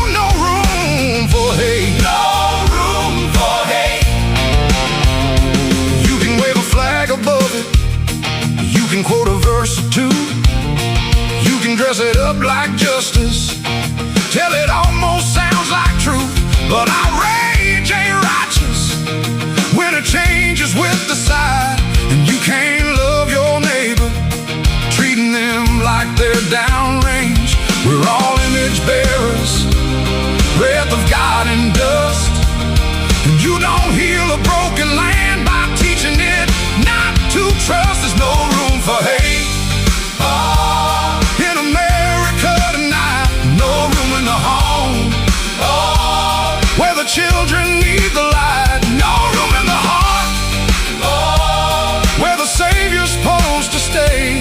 If Jesus owns the house, then hatred don't got no place. No room for hate. No room for hate. No room for hate. Drag it to the cross, lay it in the ground. Let the blood of Jesus turn the whole thing around. Truth can still be spoken, courage still can't stand, but rage don't get to rule the soul of a faithful man. There's no room for hate in America tonight. No room in the home where the children need the light. No room in the heart where the Savior's supposed to stay. If Jesus owns the house, then hatred don't got no place. Let revival start where the anger breaks. Where the anger breaks. Let healing rise up where the hurt gives way. No room for hate. No room for hate. No room for hate. No room for hate. Not in Jesus' name. Oh, not in this house. Not in this heart. Not in His name. No room for hate.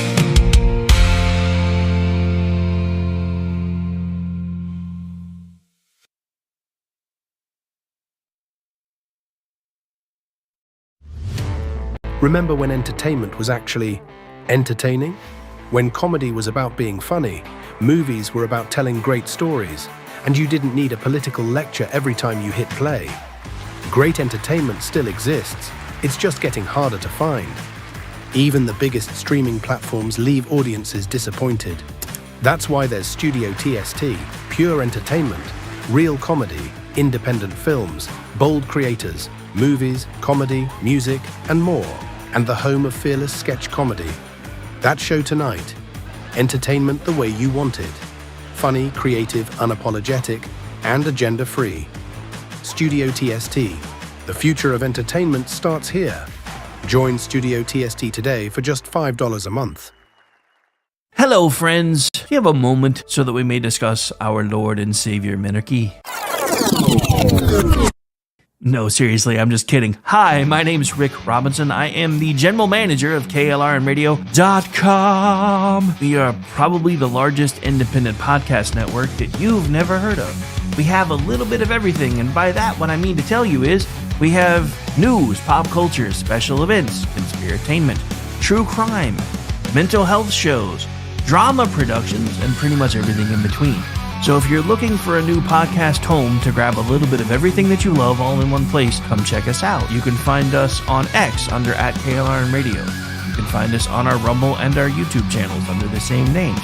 You can also find us at KLRNradio.com and pretty much every podcast catcher known to man. So again, feel free to come check us out anytime you like at KLRNradio.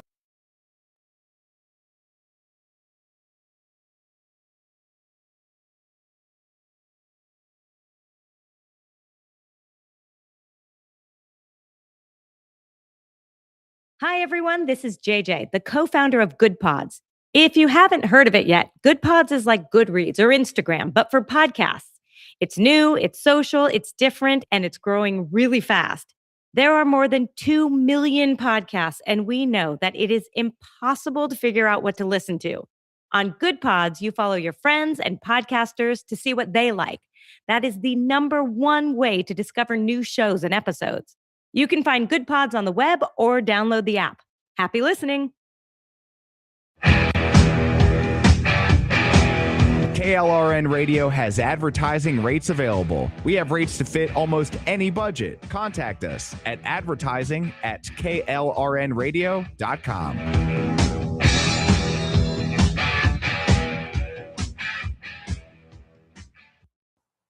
The following program contains coarse language and adult themes. Listener discretion is advised.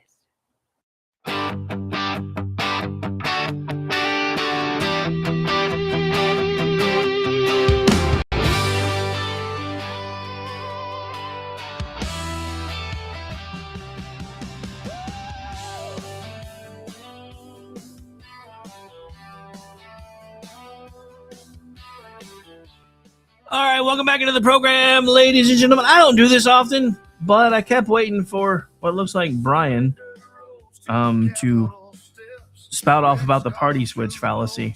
So apparently he says I didn't have a problem with white supremacists getting a chokehold on the Republican Party. That didn't bother you very much. Objection. Facts not in evidence. Your side still hates Jews. Your side is currently running a Nazi. Your side is the one that has always tried to allow people who aren't legally allowed to vote to influence the population size to control how much power you have in the House. So, yeah. Anybody remember that, Democrat guy named Byrd? He was a grand leader of the KKK, Grand Wizard. What isn't that what they called it? Yeah. So again, objection. Facts not in evidence, and if you come back with party switch, I will own you, because it never happened. So also, why don't you focus on the massive corruption being committed by the Republicans and MAGA and our executive branch? First of all, it's our OUR. So yeah. How about that? How about massive corruption in my face? What corruption exactly? Where is it? Show me the receipts. Because there isn't any. As a matter of fact, private citizen Donald Trump just won a lawsuit that happened to be settled while he was president and tried to leave $10 million still on the table and instead create a fund for people that were also being unfairly targeted by the government, which he currently runs, by the way. So the idea that this was going to be partisan is just asinine. Anyway, so I've talked through a lot of the bumper, and we got to get back to the show. But I know I say never feed the trolls, but this one deserves some attention. Now he's going back into the realm or the realm of irrelevancy. Uh-oh, guess what day it is? Guess what day it is? Huh? Anybody? It is Wednesday, my dudes. Otherwise known as Chat Lives Matter Day, right here live on KLRradio.com. Since I haven't talked about it much yet, tonight things are going to be a little bit different. So this is the off week for Inquiry, because they're an every other week show. Normally that's when I do Kingdom and Country Bible Study.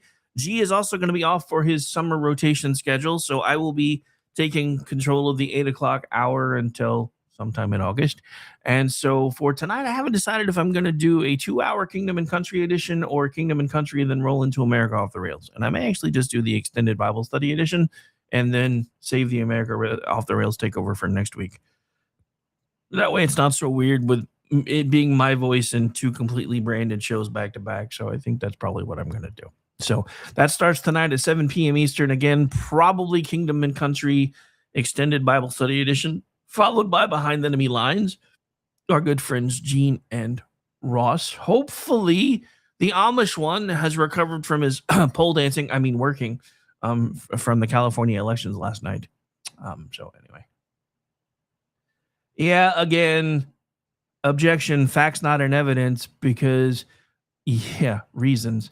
Need we mention Anthony Weiner? Whose side was he on again? Just questions. You guys like to point to things that don't add up. None of us are trying to protect pedophiles. We're trying to protect the victims of the pedophiles. You guys don't seem to care about any of that. Because a lot of us still want the answers, but we don't want a dump that actually puts the women who were supposedly victims of this stuff back into the spotlight again. But here's my other question for all of that. Remember when the hashtag Me Too, or as the Gen X in me likes to call it, the Pound Me Too movement started, and everything started coming out from the woodworks about all the bad things Hollywood folks had ever done? Where's that for this? Because normally once a dam starts to break, information starts flowing forth uncontrollably no matter what. And it's not happening. I wonder why that is. Because remember, they wouldn't even know who Epstein was if not for the help of Donald Trump. You really think the guy would have handed somebody over to him that had incriminating evidence on him? Y'all aren't very bright. All right, anyway, back to the notes. I have fed the trolls enough. So, hour 2 reset. If you're just joining us, we're not arguing that every young American is a communist. We're asking why socialism sounds normal to so many of them now. Hour 1 gave us the chain, polling, education, activist infrastructure, and city policy all reinforcing everything they have been told is true. Hour 2 is where we're going to connect the pipeline and ask what last night's elections actually tell us, because last night did not prove a socialist takeover, but it might have. We just don't have all the data yet. But it also absolutely did not prove the socialist lane is dead. So welcome back. This is hour 2 of the Rick Robinson Show. We're working through today's premise: the kids are not all right. Communism, capitalism, and the generation that can't afford the dream, or has been told to believe been led to believe they can't anyway. In hour 1, we built the pieces. Now let's assemble the machine. And what I see here is not one giant secret command center. It's not a cartoon conspiracy with a guy in the basement petting a cat and moving pins around a map. It's an ecosystem. And ecosystems can be more powerful than conspiracies because nobody has to give one order. The incentives all point. Yeah, good point. Joe Biden wasn't a Republican, Brian. Good point. And ecosystems can be more powerful than conspiracies because nobody has to give one order. The incentives all point the same direction. Here's the pipeline. It starts with the classroom. The unions start the process to shape the classroom. They decide what curriculum gets taught. They decide who ideologically gets to teach. And if you don't believe me that there's been a broad shift in the wrong direction, just look at the number of faculty members inside public schools and higher education facilities that identify as conservative, because they are outnumbered about 9-1. Then we have the non-governmental organizations. Then City Hall. That's the path. The classroom shapes the worldview. The union protects and funds the ecosystem that shapes that worldview. The NGO organizes the anger that is fed and shaped because of that worldview. Primary elections are most often used to reward the activist class, and City Hall turns the theory into policy. That is how you get from faculty lounge language to street-level consequences. You do not need a secret command center when you have all of that.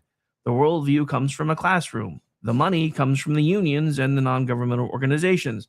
The candidates come through low turnout primaries, and the consequences show up on the sidewalk. First, academia shapes the worldview. Again, not every professor, not every teacher, not every classroom, but the institutional tilt is real. Universities, teachers, colleges, administrative offices, curriculum writers, campus activist groups, DEI bureaucracies, and professional education institutions have leaned left for a very long time. And that matters because young people do not learn just facts in school anymore. They learn moral categories. Who is the villain? Who is the victim? What counts as justice? What does justice even mean anymore? What counts as oppression? What counts as freedom? What counts as fairness? If you spend years teaching students that capitalism is exploitation, property is privilege, police are oppression, unequal outcomes are injustice, and government is the fixer of everything, then do not be surprised when they suddenly grow up and vote like they believe all of these things. Second, teachers' union and educational institutions protect that very ecosystem that they are responsible for creating. Teachers' unions are not just collective bargaining groups. They are political machines. They endorse, they fund, they lobby, they influence school board races, they shape democratic policies. They are part of the pipeline. Going back to, I believe it was Brian again, who thought it was laughable when I pointed out that, city councils and school boards have a lot more control than anybody wants to admit. When you talk about the indoctrination of children versus the removal of consequences, that is very true. I'm going to say this again. National politics is sexy. National politics is where the money gets made. But the actual changes happen at the ground level in your local area, whether anybody wants to admit it or not.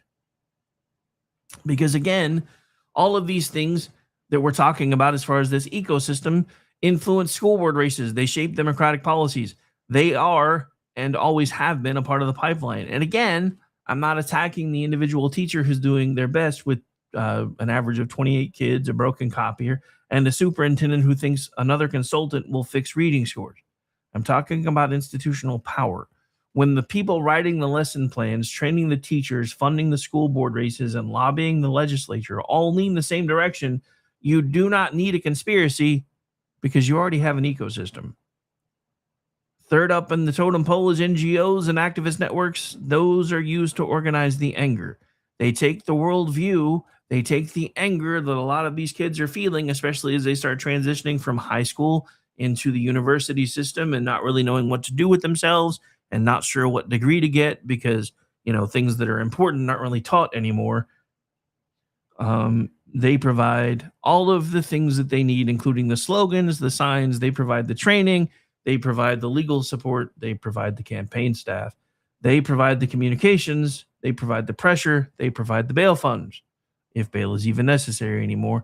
And they also provide access to donor networks. That is how college grievances become street activism. That is how street activism becomes local policy. That is how local policy becomes a national talking point. Fourth, Democratic primaries often reward the activist class. This is especially true in deep blue places where the Democratic primary is the real election.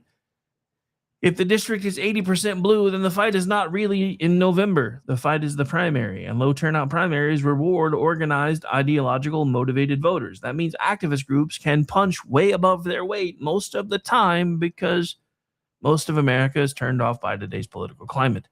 That is how a small but disciplined faction can move the needle within a whole party. The DSA does not have to represent the median Democrat. It just has to be better organized in the places where the median Democrat stopped paying attention. Fifth point, big city governments become laboratories. Get out of my laboratory, Didi. This is where the theory becomes policy. Bail reform, progressive prosecution, anti-police rhetoric, homelessness policy, or shall we say unhoused policy. Wink, wink, nudge, nudge. DEI bureaucracy, school discipline changes, housing regulation, tax experiments, anti-business sentiment, because let's face it, business owners are the bad guys. The moral vocabulary of the campus becomes the governing language of City Hall, and then voters experience it, not as a theory, but as traffic, as crime, as closed stores, as tent cities, as not being able to use the park next door to you or down the street from you because it's been overrun by homeless drug addicts and there's fecal matter and used needles everywhere you can behold with your eyes. As schools that do not teach, as police who have been told to stand down, as businesses leaving, as families moving out, as those businesses leave, that is the pipeline. Academia shapes the worldview. Unions protect and fund the ecosystem established to that worldview. NGOs organize the anger. Primary elections reward the activists who are alert enough and active enough to actually show up and vote. And cities become the laboratories, for all of these progressive ideologies. You do not need a secret command center when you have all of that. And I know I'm saying that a lot, but I'm trying to move this from the realm of conspiracy theory to help you understand that you can do the same research that I have just done. You can find these same things for yourself. They exist. They are there. The worldview, again, comes from the classroom. The money comes from the unions and the NGOs. The candidates come through low turnout primaries. The consequences show up on the sidewalk. And the reason we went back over that again is it's time to fold Elections back in. California did not give us one simple story last night, but we won't actually know the whole story for a week, so it might be simpler than anybody wants to think.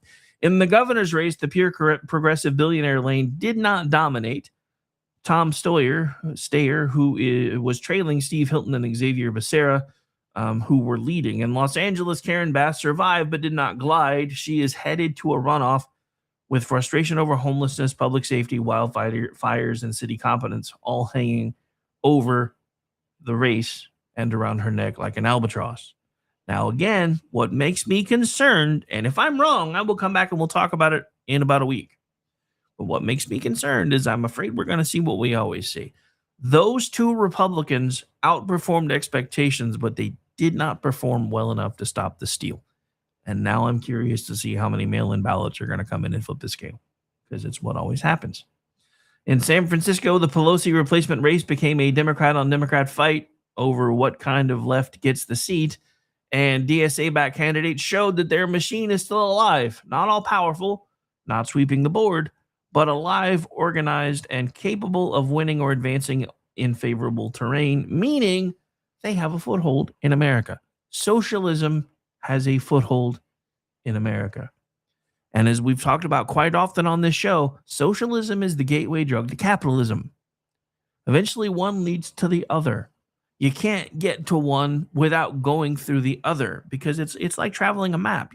You can't really, even if you fly to get there, you still have to traverse the map. So there's all kinds of territory that you're covering. So with economic systems, it's much the same.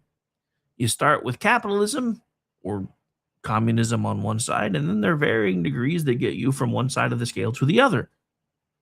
And you can't really get to communism without toying with socialism first, which is why this should terrify everyone, but it won't.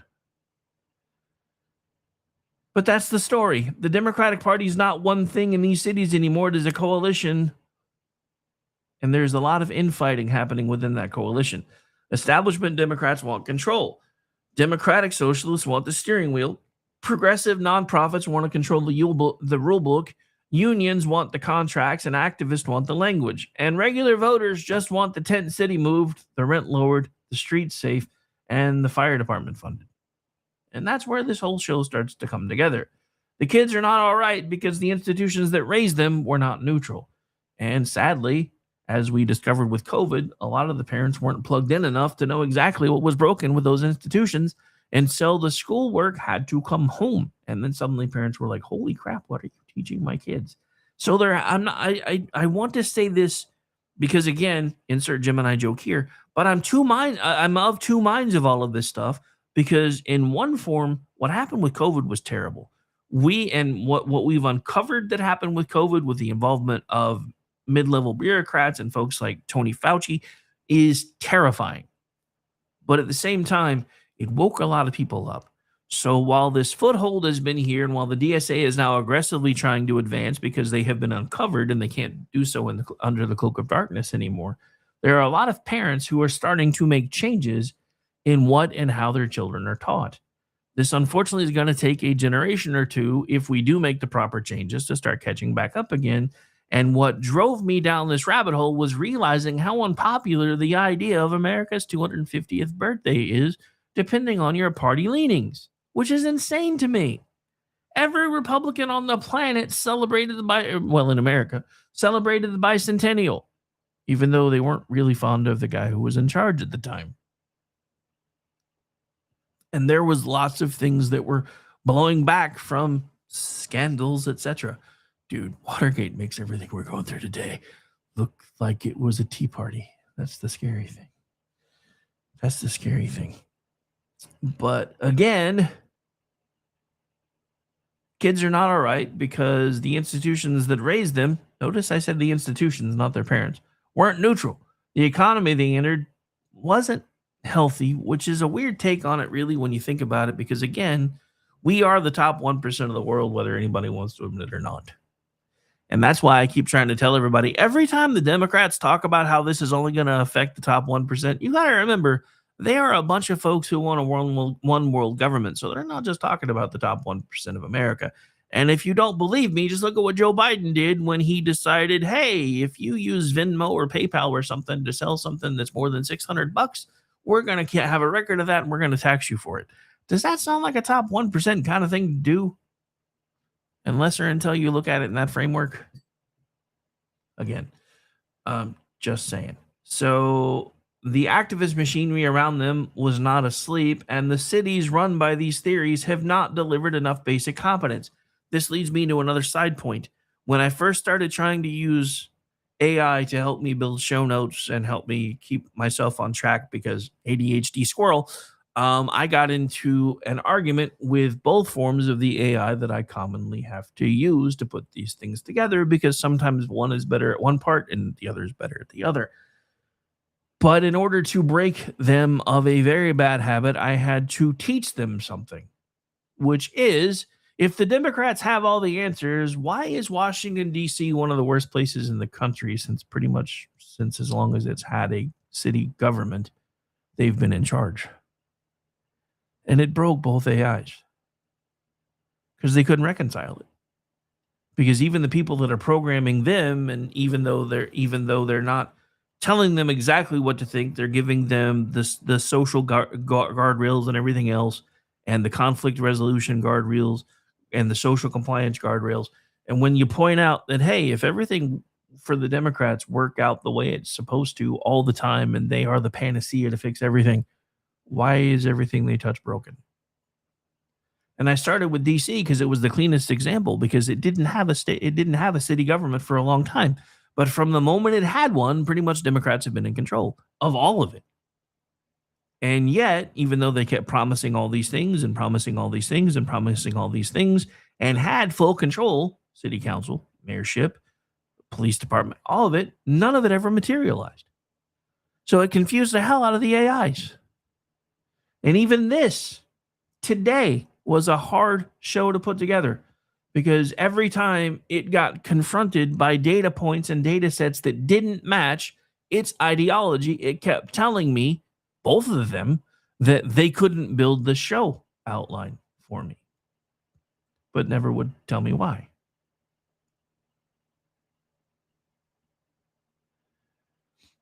So here's the point that I'm trying to make. Because even though it's fun, this doesn't mean the right just gets to sit back and point and laugh. It means we on the right had better get serious, because we've had this weird idea, and I talked about this in the opening of the show. We have had this weird big brother, little brother complex when it comes to politics, because the Democratic Party was around first. We have always come back to them and treated them as if they are the older brother. This happened even under Reagan.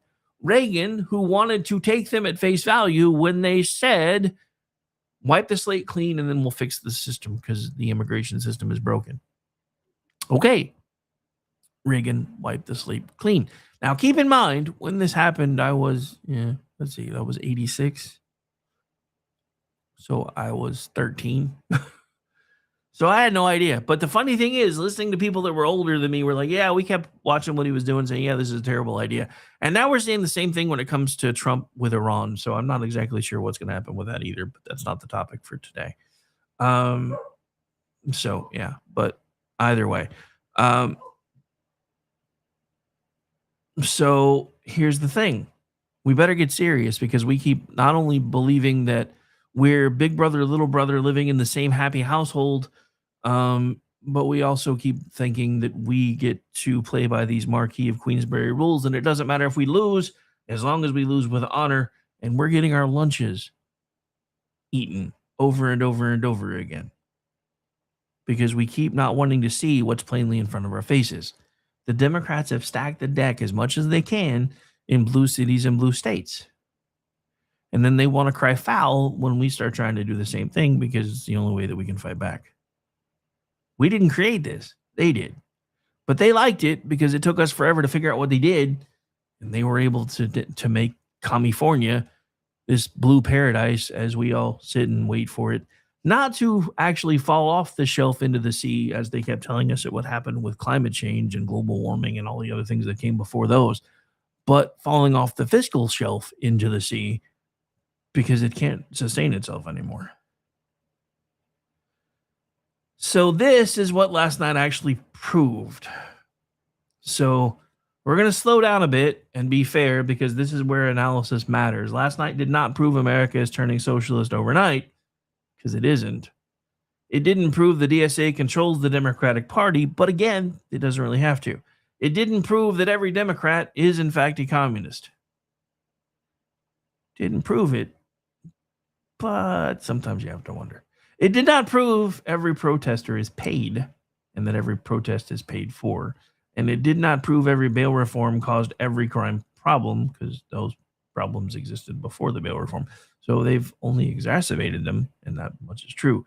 If we say that, we make the argument easier to dismiss. What last night did prove is more useful.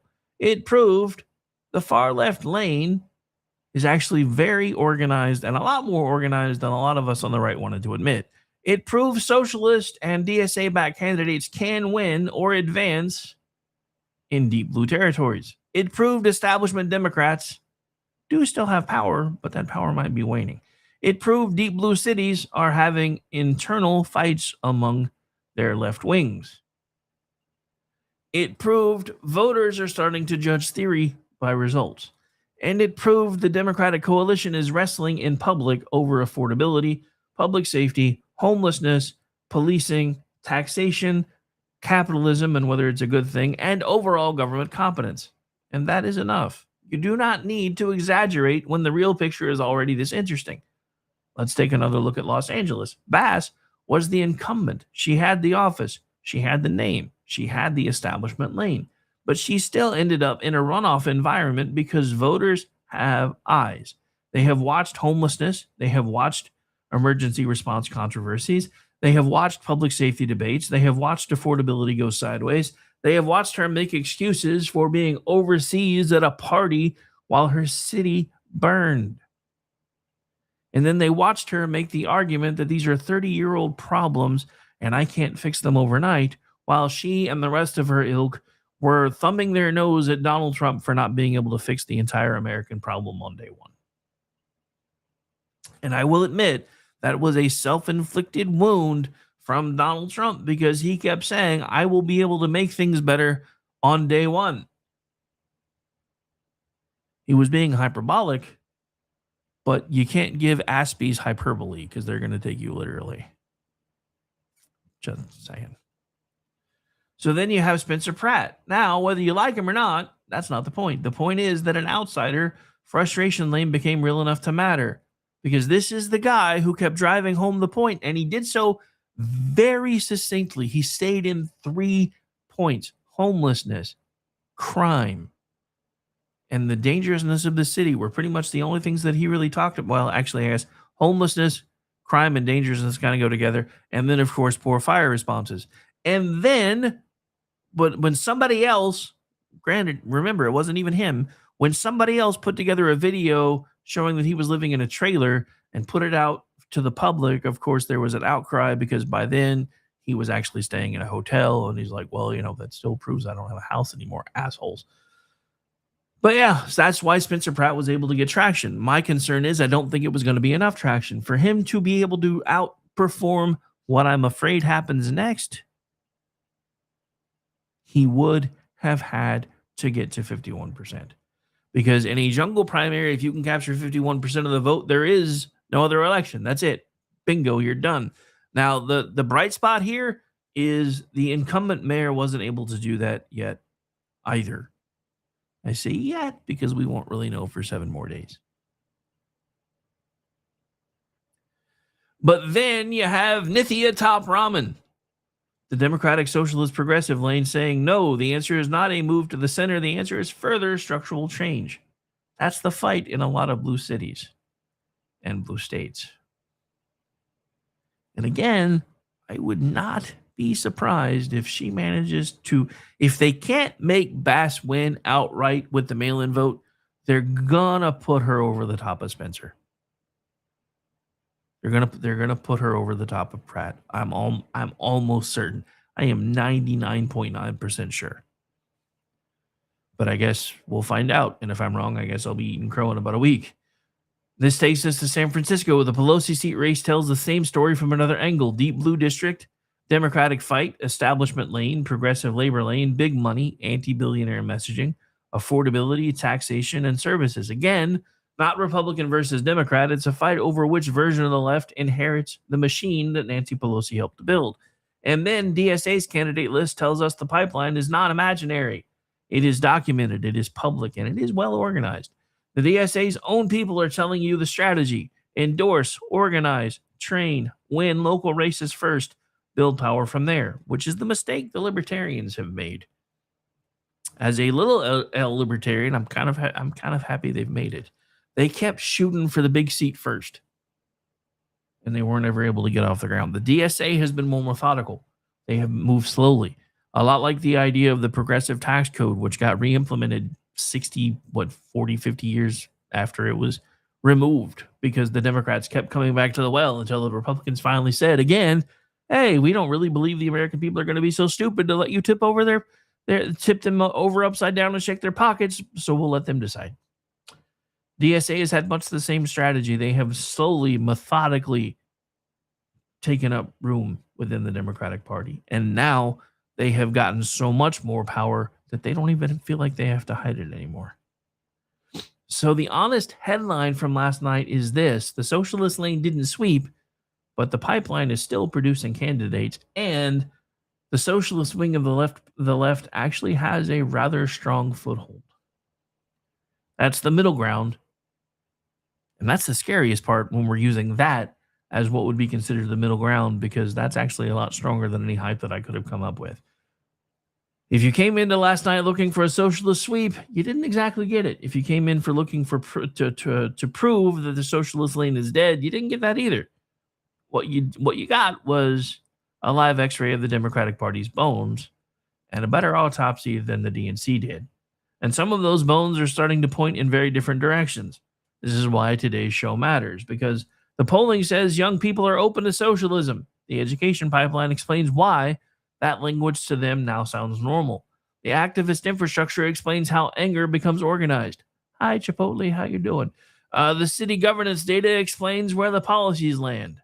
And the election results show the fight is not theoretical. It is on the ballot right now. All right. So I know technically we are into hour 2, but we did that at like the 90-minute mark because there was lots of stuff to cover today. But we are going to officially take what would normally be the bottom of the hour 2 break. So coming up, the right cannot answer this by just yelling Marxist. And I've said that over and over again today, especially not all the young folks who complain about things like rent. If socialism gives angry young people a villain, conservatives have to show them where the ladder is. This is Rick Robinson. This is my show, and we'll be back after this short break to finish things off for the day. Want to thank everybody for taking the time to hang out. Yes, even the trolls. Even the trolls. Thank you for helping my numbers grow. Be right back.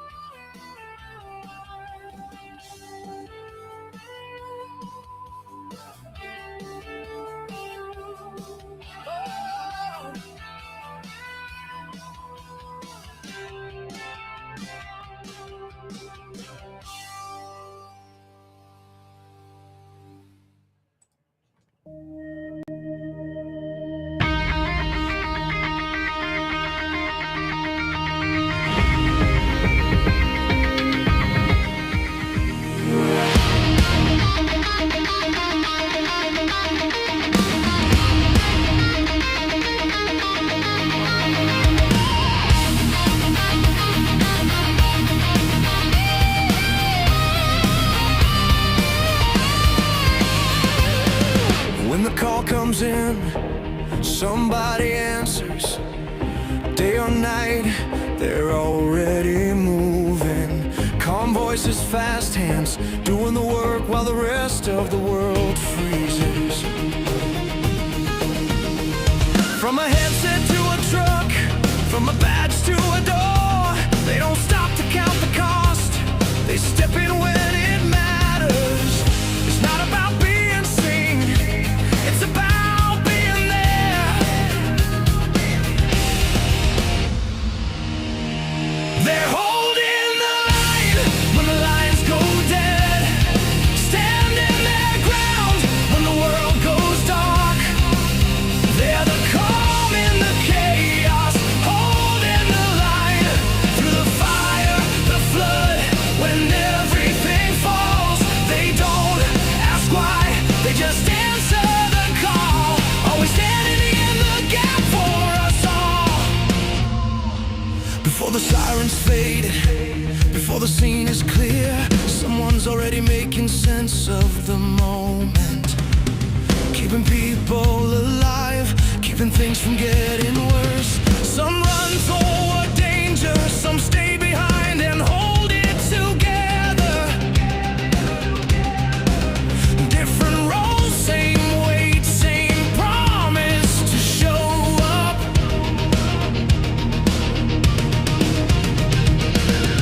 When everything's on the line, they're already there.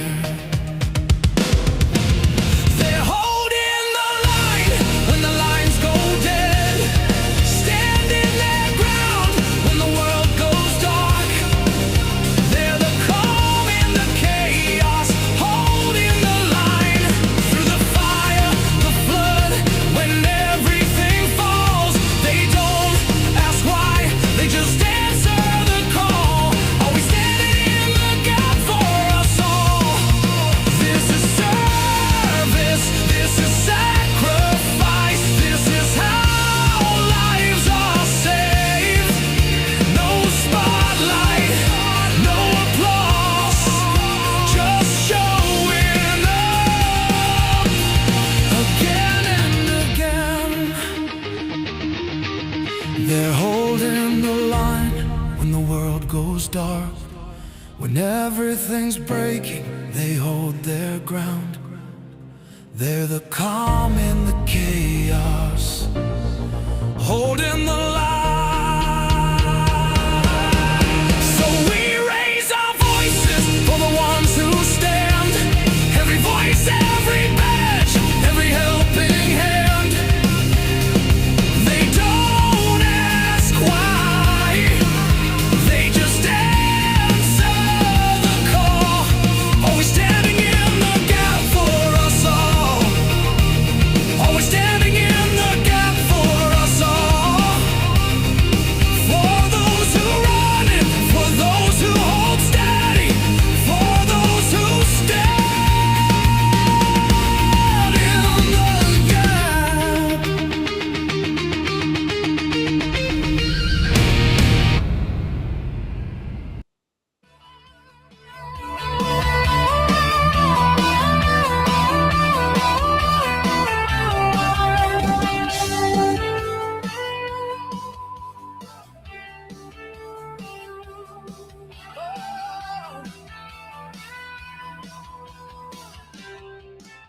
All right, welcome into the final segment of the Chat Labs Matter Day edition, otherwise known as the Hump Day edition, otherwise known as the Wednesday edition of the Rick Robinson Show, right here live on KLMradio.com. Again, as a reminder, we do this thing every Monday, Wednesday, and Friday. I had planned on starting the show at noon my time, which would have been 1 Eastern, and then got busy making notes and doing preparation and everything else, and then flipped the switch at my normal time. However, I guess it's a good thing that I did, because we would have been done 10 minutes ago normally. And instead of that, we now are going into technically hour 3. There won't be a full hour 3, I don't think. I don't think there's enough material to make it a full hour 3. But we're here and we're still going. So yeah, so I guess it kind of worked out anyway. So anyway, if you're just joining us, I've been making the case that the kids are not all right and explaining the reasons why the kids are not all right. And a lot of the YouTube trolls are pissed off at me, even though I've been using data to back up my premises. But let's face it, they are in fact YouTube trolls and should be treated accordingly. So welcome back in. Now comes the part conservatives cannot skip. The answer to all of this cannot just be, well, young people are dumb and socialism is evil. Although you would think that last part would be a foregone conclusion. And so that may feel good to a lot of folks, especially if you're in the middle of an online fight. And for some folks, even face-to-face might feel good for about 8 seconds. But it doesn't win anyone over. If a young person is drowning in rent, student debt, low wages, broken dating culture, bad schools, no home ownership path, and no trust in institutions, and your entire answer is stop being a Marxist, you may be technically correct about Marxism and how they feel about it, but politically and morally useless in that moment. Again, we need to change how we talk to these young people because, again, this just feeds into the idea that either there's been some sort of a breakdown or at some point along the way, it got really easy for young folks for an extended period of time, and now not so much anymore. Because when I was a kid, everybody pretty much understood that whether you went to college or you got out on your own and got a job, you were going to have roommates for a while until you figured some stuff out. This is the only generation that I know of in history that thought splitting bills with folks that weren't related to you was a new concept and that they had invented it. So this worries me because this means they may have a point, or at least otherwise they've been ill-informed. I don't know which one it is. Because as far as I know, for pretty much all of history, until you got married, you usually had to split expenses with people, or you had to have people that stayed with you or helped you with expenses. It's always been a thing. We are pretty much in America the only culture that doesn't have extended family living with us, which I am very grateful for, by the way. But because we didn't have that extended family and everybody pitching in, we started the concept of, hey, we should maybe do these things called roommates. We already had to do it in college. You know, a lot of folks that stayed in dorms got used to having roommates and splitting expenses. So when they got out of the college work and into the workforce, they usually stayed with the roommates. And in most places, you can't survive without them anymore. The entire show concept of Friends wouldn't even work today anymore. They'd be living in a shoebox. So I'm not saying that there aren't reasons that the young people feel like they are under thumb, but I'm saying they're blaming the wrong folks. You keep looking to the government to fix it when the government is the one that keeps making it worse. It's up to you to figure out how to fix it. That is how and where we are failing the young people in America. We aren't teaching them what freedom actually means anymore. We're teaching them government dependency by design. And we can't just keep saying, well, it's not our fault you can't afford rent. We're not giving them solutions. Why are we not looking at these young people and saying, hey, are there any friends you have that you can move in with that can help you divide expenses up so you're not having to come up with it all on your own? Ooh, that's something I hadn't thought of before. And you know how I know it's something they hadn't thought of before? Because again, Gen Z thought they invented the concept of shared living expenses. There was an entire article about it a few months ago, and it blew my mind. These people keep coming up with things that we've known for decades and thinking they're reinventing it. That's funny when you think about it from a headline and a story perspective, but it also proves something else. We're not communicating with this younger generation, or they're not listening. It's one or the other, because there should be no reason that Gen Z can't look back at their millennial parents and go, hey, were you able to move out right away and just be on your own, or did you have to have, people, living with you to share expenses? Probably should have been a discussion that was had by parents with their children a long time ago. I know it wasn't my house. My dad, after his divorce, lived like a Spartan. He had a 1-bedroom apartment. He ate the same thing for dinner every night for a year. And guess what? It took him 3 years to even get into that apartment. My brother and I were heartbroken because most of the time when it was his weekend, he kept saying, well, I have to work and I have to do this and I have to do that. He didn't want us to know that he was sleeping in the back of my grandpa's shop because he didn't have anywhere else to go. And the thing that I told him once I became an adult is, if you would have told me that, I would have understood a lot more than you're working so hard and so busy that you don't want to spend time with me. But again, men are taught different things. We're not supposed to communicate emotions.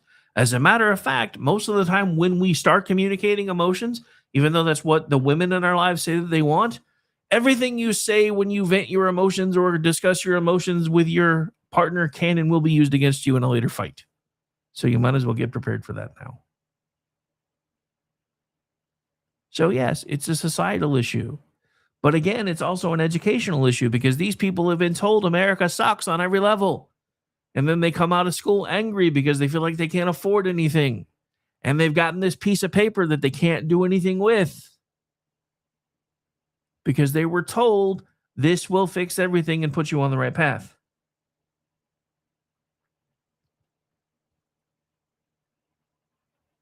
The reason socialism is so popular with our youth is because socialism gives every angry young person who feels overlooked a villain. Conservatism has to give them a ladder. That's the line.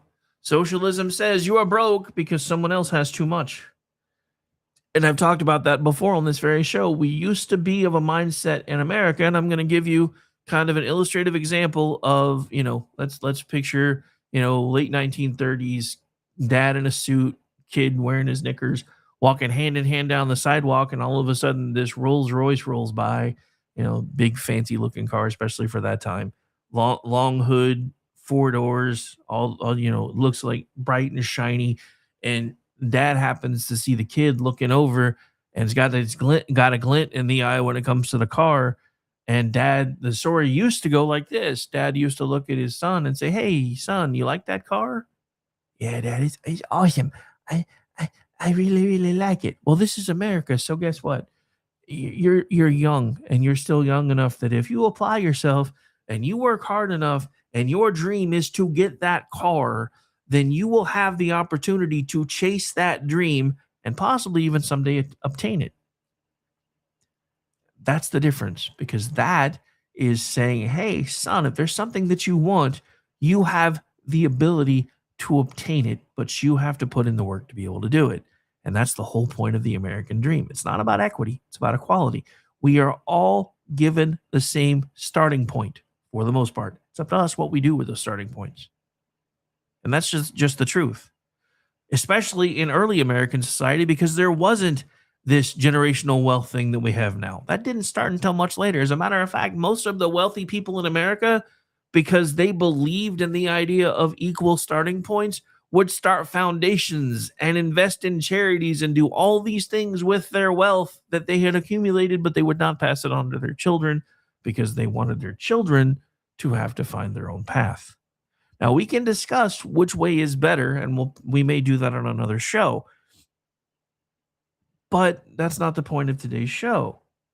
The point of this is somewhere along the way that shiny car mindset changed, and it became same scenario, let's say 30 years later, 60s, when communism and progressivism and everything were really starting to take an observable foothold. Communes were popping up. Again, what's the root word of communism? Just saying. And then the mindset changed. Shiny new car rolls by. Dad and son are walking down the street. Dad sees glint in son's eye about said car. "You like that car, do you, son?"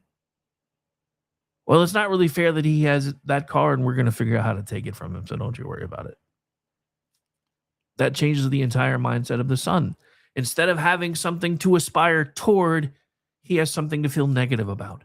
This person has something that, according to my own father, I'm probably never going to be able to get, and it's so bad that he has it that my dad wants to take it away from him. That changes the entire mindset. And that is why this shift is so terrible. And that is why the fact that the DSA having a foothold in deep blue cities and deep blue states should terrify everyone, no matter what your party affiliation is. But all I've been getting from the YouTube trolls all day is, I don't know what I'm talking about. I'm retarded. I'm stupid. I'm a white supremacist, and I'm part of the party that protects pedos. That just proves you don't know what the hell you're talking about, because if that's all you have, you're not arguing against my points. You're trying to distract from them. So again, socialism says you are broke because someone else has too much. Again, that car analogy. Conservatism has to say you are broke because government, inflation, credentialism, otherwise known as the extension of credit, regulation, crony capitalism, bad schools, broken families, terrible housing policy, and cultural not having made it harder to start, or having made it harder to start, or cultural rot having made it harder to start. Now, let's work on fixing the latter. That is the better answer. The answer is ownership. The answer is teaching them accountability and self-reliance instead of reliance on the government. But we can't do that because, again, socialism and capitalism cannot survive in the same space at the same time for very long because they are conflicting ideologies. And we have a blend of both existing in America right now. And because those two things are antithetical to one another, they are both falling apart. That's why our system is as broken as it is. That's why we are now, every time you pick up a rock, finding fraud, because the education system for the last 30 years has taught most of these people that are now in the workforce and have access to these NGOs and everything else that America is the sheriff of Nottingham and you get to be Robin Hood and steal from the government to make your life better. And it's okay because America's evil and it didn't deserve to exist in the first place. And that is a problem because we on the right have not been able to get our messaging out strong enough to let people know that's not actually why this stuff is as bad as it is. It's as bad as it is because you keep expecting the government to fix the problem for you instead of you finding your own solution on how to fix it for yourself. I'm going to say this again. When your government is smart enough to put up signs everywhere that say, hey, don't feed the ducks that are in this park, and hey, don't feed the bears, and don't feed this, and don't feed that. But then they're like, oh, would you like some food? Would you like some more? Trust me, when they understand the idea of dependency, especially as a group who believes that we're nothing but a higher form of animal, that's what makes this argument even harder for them to defend. Because I, as a Christian, and I, as somebody who believes that we are created and we do have an inner spirit, etc., can make the argument that we should be able to reason differently than animals. But they can't. They believe we are nothing but a higher form of animal, and that when we die, there's nothing, that we came from nothing and we go back to nothing, which, ironically enough, is the entire argument of Christianity, because we came from God and we return to our God. Since their God is nothing, they still believe in a God. They just think it's nothing, which is a short form irony point you can make to any atheist and probably make their head explode, because that's the truth. So the folks who believe government is the answer, who are smart enough to tell you don't feed the wildlife because they become dependent, even though they believe you're nothing but a slightly higher form of intelligence than that wildlife, they seem to think those same dependency laws wouldn't matter to you. But again, this is about a better answer. The answer is ownership. It's about stewardship. It's about responsibility, not just Wall Street. Ownership, not just GDP charts. Ownership. Own a home. Own a skill. Own your labor. Own a business. Own your future. Own your responsibilities, which means you also have to own your choices that may or may not lead to consequences, and own your family obligations. And thereby, you have part ownership in your community. A country that cannot offer young people a path to ownership should not be shocked when they flirt with ideologies built on confiscation instead of freedom. That is the argument conservatives have to win. Socialism gives angry young people a villain. Conservatism has to give them a path to the ladder. And the irony of, and the reason I keep using the word ladder is because the irony is most of the people that are pushing the ideology of socialism are already part of the elite class. They have family that have already made it. But because, and 9 times out of 10, it's because they do come from people of means and they feel guilty about that, they start pushing for the ideas of socialism. But then it becomes something even worse, because let's not forget, there is still resentment. If you don't believe me, I would like to remind you that a former president not so long ago called half the country traitors while bathed in red lights draped by American flags and flanked by Marines. There is, in fact, resentment. So the problem becomes twofold. Because they feel guilty about the money that they have, but at the same time, they don't really want anybody else to make it to where they've made it either. So they are using the ideology of socialism and how comfortable and cozy it would be to pull up the ladder behind them because they've already made it, and they're convinced that if we move into a full-on socialistic society, they will still be part of the proletariat. Sad thing is, 9 times out of 10, they're still wrong too, and they wind up back at the bottom. But you can't convince them of that. But the ladder that we have to show them is that your work matters. Your work ethic matters. And again, there is a study that just came out that there is a decline among males of 18 to 25 in proper American work ethic because they are too attuned and accustomed to, well, if I fall down, I'll just go on the government dole. But again, the ladder is work, it's family, safe streets, the ability to put your kids in the schools of your choice, trades, entrepreneurship, small business, lower barriers to entry into the business realm, honest civics that teach the good, the bad, and the ugly, not just that America is evil and deserves to be destroyed, and you should help us make that happen when you enter adulthood. Local responsibility, civic responsibility, consequences. Now, that doesn't mean heavy, just all out, full on consequences no matter what. We still have to be able to dole out mercy. There's a reason Lady Justice is supposed to be blind. Along with a healthy and moral defense of private property rights.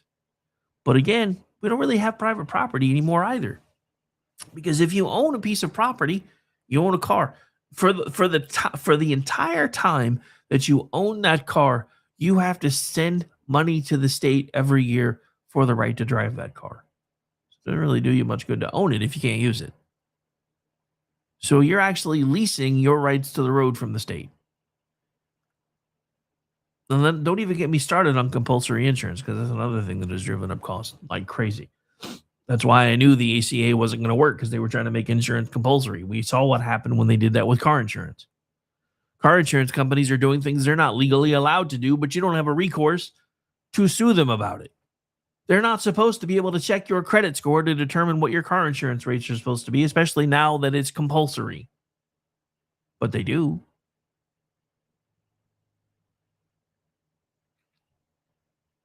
But we've got to look at the other part of the system too, because a lot of these people feel like capitalism is a rigged casino, and it shouldn't be. It's not supposed to be. It's not supposed to be a rigged casino where giant corporations get bailouts, because again, that's not capitalism. And normal people get lectures about bootstraps. Capitalism is supposed to be the system where people closest to the work, the risk, and the community have the freedom to build, keep, and pass those things on to their family. That is what we have to defend. And we have to be honest about what young people are actually reacting to. A lot of them are not reacting to free markets. They are reacting to distorted markets. Housing policy that strangled supply. Student loan systems that inflated tuition. Healthcare systems no normal person can understand. But again, when we start talking about all those things, there is a common thread that runs through all of them, even healthcare now, and it's government intervention. Then we have the big corporations that have basically decided to glom on to the government approval by preaching social justice while shipping jobs overseas. Government that prints money as fast as they can print it, which in turn creates inflation, and then acts like young people are irresponsible because groceries cost too much. So the answer is not defending every abuse committed under the banner of capitalism. The answer is defending free enterprise against both socialism and cronyism. The answer is making capitalism look like it's a source of opportunity again. Because here is the truth. You cannot tell a generation to love the free market while they are working 2 jobs, living in their childhood bedroom or their mom's basement, and watching the starter home become a luxury product. But again, that starter home becoming a luxury product isn't the fault of Americans. That's the fault of the government.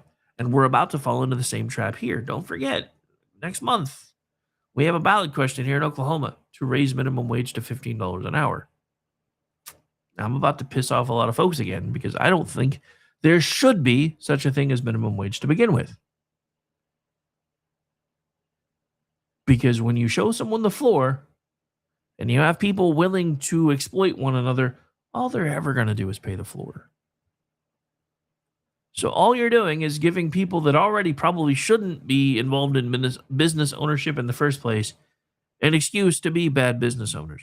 Or you run into folks like me, who, when I started my business, had to undercut everybody. So I had to, because there was a floor, I would decide how much I would bid based on what that floor was and how much I could pay people versus what my overhead was to be able to keep the doors open. And then minimum wage went up overnight. And all of a sudden, I wasn't able to make ends meet as well anymore. And then Barack Obama was voted into office. And then the rest of the floor fell out from underneath me. And you guys know that have been here long enough know the rest of that story.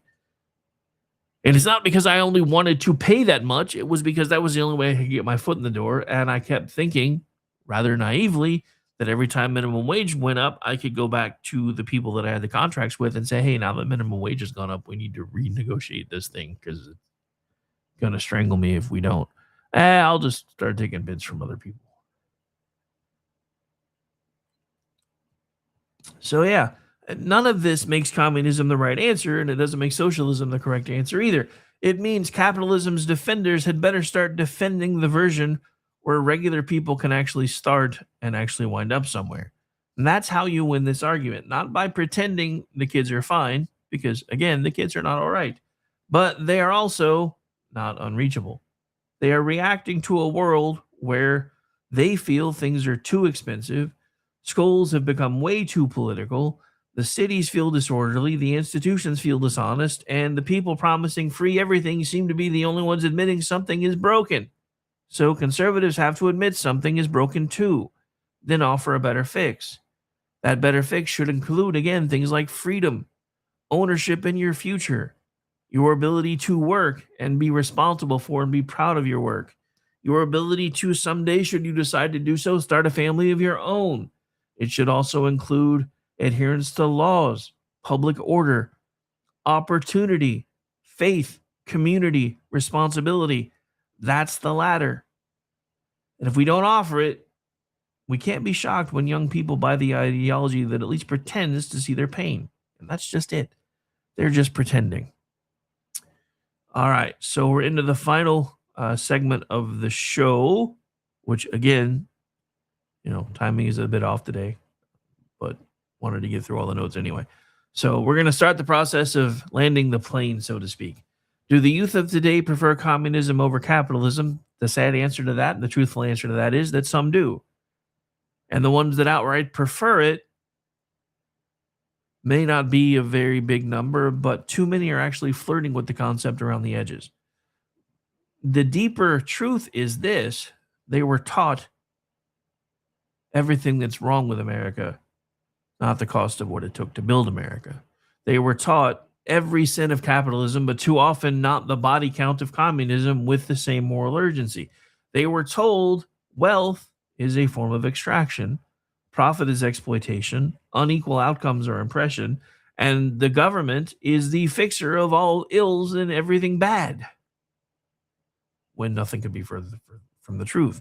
Then they were dropped into an economy where, based on their perception and based on the thought that for some reason they thought they should be able to leave college and move out on their own with absolutely no assistance or roommates or anything else, they've feel like they fell into an economy where rent, food, the lack of big enough paychecks, and debt follows them around like a shadow. Groceries feel like a car payment, and home ownership looks like something their parents found in an old Sears catalog, which unironically is kind of true, because everybody forgets that one of the reasons home ownership used to be so much easier is there wasn't all this overregulation. Now, I'm not saying there weren't reasons that some of these regulations were put in place, but I was astounded to learn that in the early 1900s, you could order a home from a Sears catalog and they would ship you all the stuff to build it yourself. That would be unheard of today for the most part, unless it's one of the prefabs. So yeah, they can and do feel like, maybe this whole Sears catalog analogy may be a little more apt than anybody wants to admit. They were surrounded by activist institutions that know how to turn anger into power. They watched nonprofits, unions, campus groups, DSA, and other socialist adjacent chapters form. And they got into things like legal networks, bail funds, and professional organizers that built machines around their grievances. They watched big city governments take these ideas for a test drive, and then they watched the theories hit the street, which led to increases in things like homelessness or the unhoused, crime, no consequences for said crime, closed stores because of the crime and no consequences of said crime, companies wholesale moving out of counties and states because they couldn't be insured anymore because there were no consequences to crime. Demoralized police because they got tired of showing up and only being able to write a report and issuing a desk summons and realizing these people were never going to show up and it didn't matter anyway. Broken schools that are now too busy teaching LGBTQ than reading, writing, and arithmetic. Cities that cost more and work less, and now everybody wants to act shocked that some young people are looking at the old labels and saying, maybe capitalism actually failed us. No, capitalism did not in fact fail them. A distorted, crony, overregulated, badly taught, debt-soaked, inflation-battered, institutionally dishonest version of the American promise failed to make its own case. That is quite different. And that means the answer is not surrender. The answer is a better argument and better results. The right does not need to become socialist light. It needs to become serious. Serious about schools. Serious about history. And actually bothering to teach it again. And I don't just mean the teachers. The right is almost as bad as abdicating their responsibility when it comes to teaching the children in their homes about this country as the left is. And that's bad. Serious about things that used to matter, like safe streets. There's a reason, we talk about being the last generation that was able to go out and play from sunup to sundown. There's a reason that isn't really allowed to happen anymore. Because at some point, people stopped taking things like crime seriously. Serious about the formation of families and sticking with that formation. Serious about your work, being proud of the things that you've accomplished. Realizing that your work ethic matters. Realizing that hard work and work ethic and all of these things that we're talking about can lead to you having ownership of your own life, of your own destiny, and eventually even the place where you decide to live to build those things. But this also means we have to start getting serious about local elections. I say this all the time. National elections are sexy. That's where the money's made. That's where I get paid to talk about things most of the time.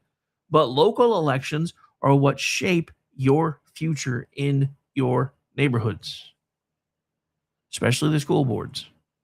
If you keep letting progressives and DSA light folks control the teaching atmosphere of your children and the curricula that gets shoved down their throat, you don't have anybody to blame but yourselves. This didn't happen overnight. There's a reason I've done 2 shows on a very similar path back to back. The fall of patriotism is directly tied to our education system. The rise in the love of socialism, or at least the idea to experiment with the idea of socialism, is directly tied to the decline in our education system. And none of these things happened by accident. There's a reason the DSA took the mask off. There's a reason they're now willing to have open and public knife fights with the Democratic establishment in deep blue cities, because they understand how much power they now hold. And they're not afraid to hide it anymore. We should have caught this when it was still happening quietly behind closed doors. Because I'm afraid now that the fight has come out and it's public, I think the damage has already been done. We'll know for sure by a week from yesterday. Because if they manage to squeeze out the 2 Republicans using mail-in ballots, and I'm pretty sure they're gonna in California, then we will know exactly how far this fight has gone. And I don't know where we go from there if I'm not wrong. And I pray to God that I am. But we also have to become serious about things like, again, local elections. city council elections and the people that we allow to hold office on city councils, serious about local level prosecutors, serious about school boards, because again, that's what shapes our children's future. But we also have to be serious about something else, and it's something that a lot of folks don't want to talk about. And that's the fact that the left spent decades building institutions while too many conservatives only showed up every 4 years and wondered why the culture kept moving. Last night's elections did not prove the revolution has arrived. At least we don't think so yet. We'll find out for sure in a week. They proved the pipeline is still running. The far left did not sweep the board, but it kept planting flags. DSA-backed candidates won or advanced in some places where things were deep blue enough. Establishment Democrats held ground in others. Blue cities showed voter frustration. The Democratic coalition fought itself in public. And again, that's rare. But the fact that it's happening now in public and it's an open knife fight between the what I used to call the normal Democrats versus the less normal Democrats to the holy shit, these are batshit crazy communist Democrats. Yeah, that's a Sharks versus Jets thing that's happening right in the streets right now. Just saying. And that's the story. Not the takeover, not completely yet. This isn't about a collapse, not yet. This is about a pipeline. It's been around for a long time and nobody wanted to pay attention.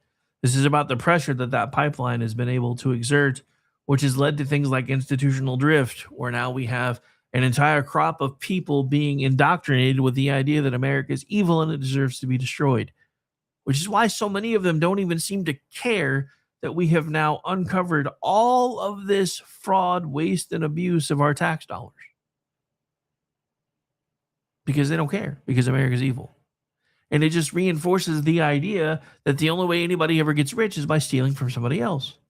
So unfortunately, uncovering all of this, while it is a necessary thing, is feeding into the very thing that they have been ideologically taught for their entire educational careers. So the question for the right is whether we are going to keep complaining about the fruit, but ignoring the tree. Because, as I've said all day, the kids are not all right. But they're not totally lost yet. They can still be reached if we take the time to tell the truth. And we tell them the truth about communism and how badly communism works and how badly it fails every time it's been tried. The truth about capitalism and how what we have in America right now is not true free market capitalism, but a mix of capitalism and socialism, and in some cases leaning into outright communism, which has created the very thing that Bernie Sanders likes to scream about, an oligarchy, because that's what you get when you mix these political systems together. When you don't have a free market anymore and you lean towards socialism ideas in some categories and fear on communist in another, you start creating oligarchies. You start creating areas where there is deep and established cronyism. We got to tell the truth about those things. We have to tell the truth about how broken our schools are. Tell the truth about crime and why consequences to crime should still matter. And again, I'm not saying we as a society have not made mistakes. For the longest time, our legal system has been used to lock up people that we're angry with. We need to get away from that. We need to lock up the people that are actually out to hurt us. And that's why, for the longest time, I was in the camp of criminal justice reform until it got hijacked by the left. And then I had to move away from it because they just took it and they ran with it and they did what they always do. And now there is no criminal justice reform because in blue cities and most blue states, there's no criminal justice at all anymore. Just look at what's happened with Mangione. If he gets anything, I predict it will be a slap on the wrist, at least at the state level.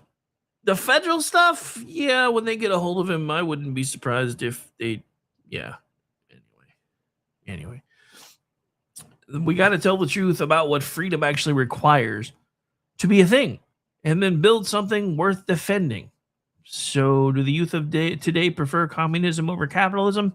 Again, some do. And even those that don't outright prefer it, too many of them are flirting with the idea. But the deeper truth is this: they were taught the complaints about America, not the cost of America. They were sold grievances, not gratitude for what they inherited when they were born into this wonderful nation. They were organized by people who understand power and understand how grievances and anger can be used to feed into power, and then they were sent into cities where theories finally hit the pavement. The answer in this case is not despair, at least not yet. The answer is to make the better case for freedom, for ownership, for law, for family, for work, for liberty, for the American dream that does not just exist in speeches, but shows up in paychecks, neighborhoods, homes, schools, churches, businesses, and families. If we're not going to have that conversation now, if not now, then when? We are celebrating this year the 250th birthday of the coolest, most grand experiment on the planet. Pardon me. And our founding fathers expected it to last for 50 years. And in some cases, they weren't wrong, because they wouldn't recognize America as it is today.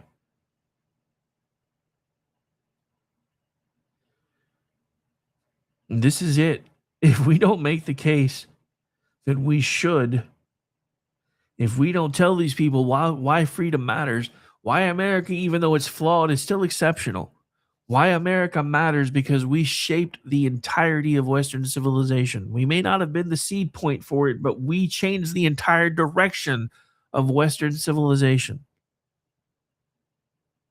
But those things aren't taught anymore.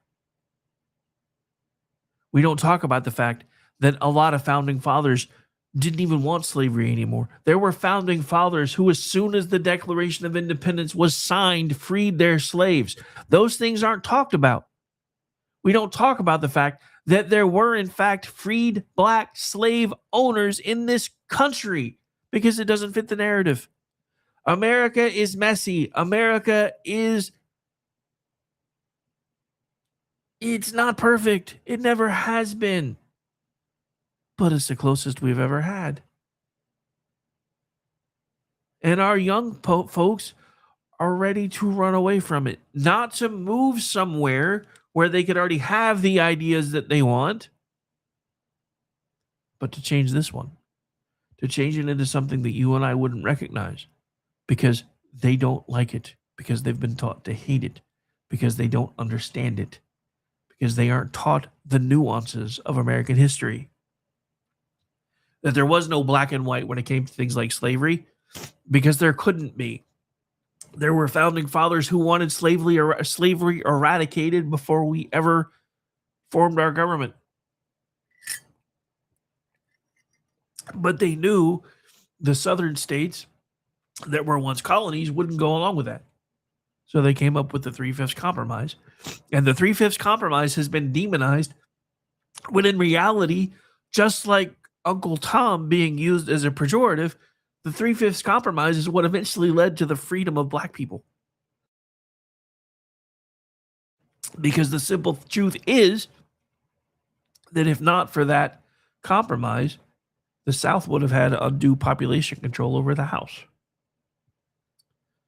For the same people that keep telling me the parties have switched, for the same people that keep telling me that the slave owners moved to the Republican Party, that the hate mongers moved to the Republican Party, etc., then why are you guys the ones importing brown people to up your stake in the population? And then telling us, well, it doesn't really matter that they're here. It doesn't matter that they're counted in the census because they can't vote. And yet we keep finding over and over again that they do, in fact, vote. So we shouldn't be shocked when we fail to make the case when the next generation goes shopping in the ideological clearance bin, which is where communism should reside. Because again, the kids are not all right, but they are still worth fighting for. And so is the ideology of America. And that means the argument is not over, because in reality, in earnest, it's just starting. So today we started with the question, do young Americans prefer communism over capitalism? The answer is not a simple yes, but the warning signs are real. Polling shows socialism has become more attractive, especially inside the Democratic coalition, including education and academia, that have helped normalize the complaints against capitalism while too often softening the cost of communism. Activist networks and the DSA-style organizations have turned anger into infrastructure. Big city policy has turned theory into lived results. And last night's election showed the far left didn't sweep, but the pipeline's still working. The takeaway is simple. Yelling Marxist and throwing chairs and flipping over tables isn't exactly enough. The right has to sell the benefits of ownership again. We're not doing a very good job of that.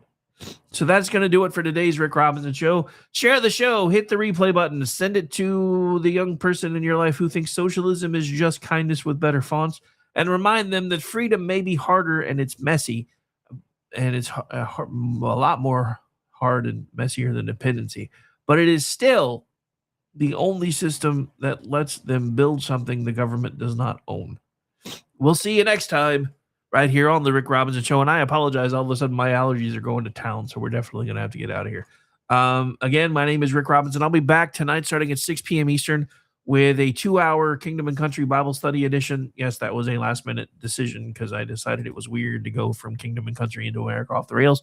America Off the Rails will be assuming G's time slot for most of June and July because he's on summer schedule, which is nuts for him. But for tonight, it'll be an extended Kingdom and Country Bible Study edition, followed by Behind the Enemy Lines, followed by Rick and Orty, which will be our closing act for the night. Again, my name is Rick Robinson. This has been my show. Want to thank everybody, even the trolls, for hanging out with me today. And we'll see you later tonight. Bye, everybody. Remember, America is awesome, and don't let anybody tell you otherwise. Because if you listen to those folks, you're being lied to.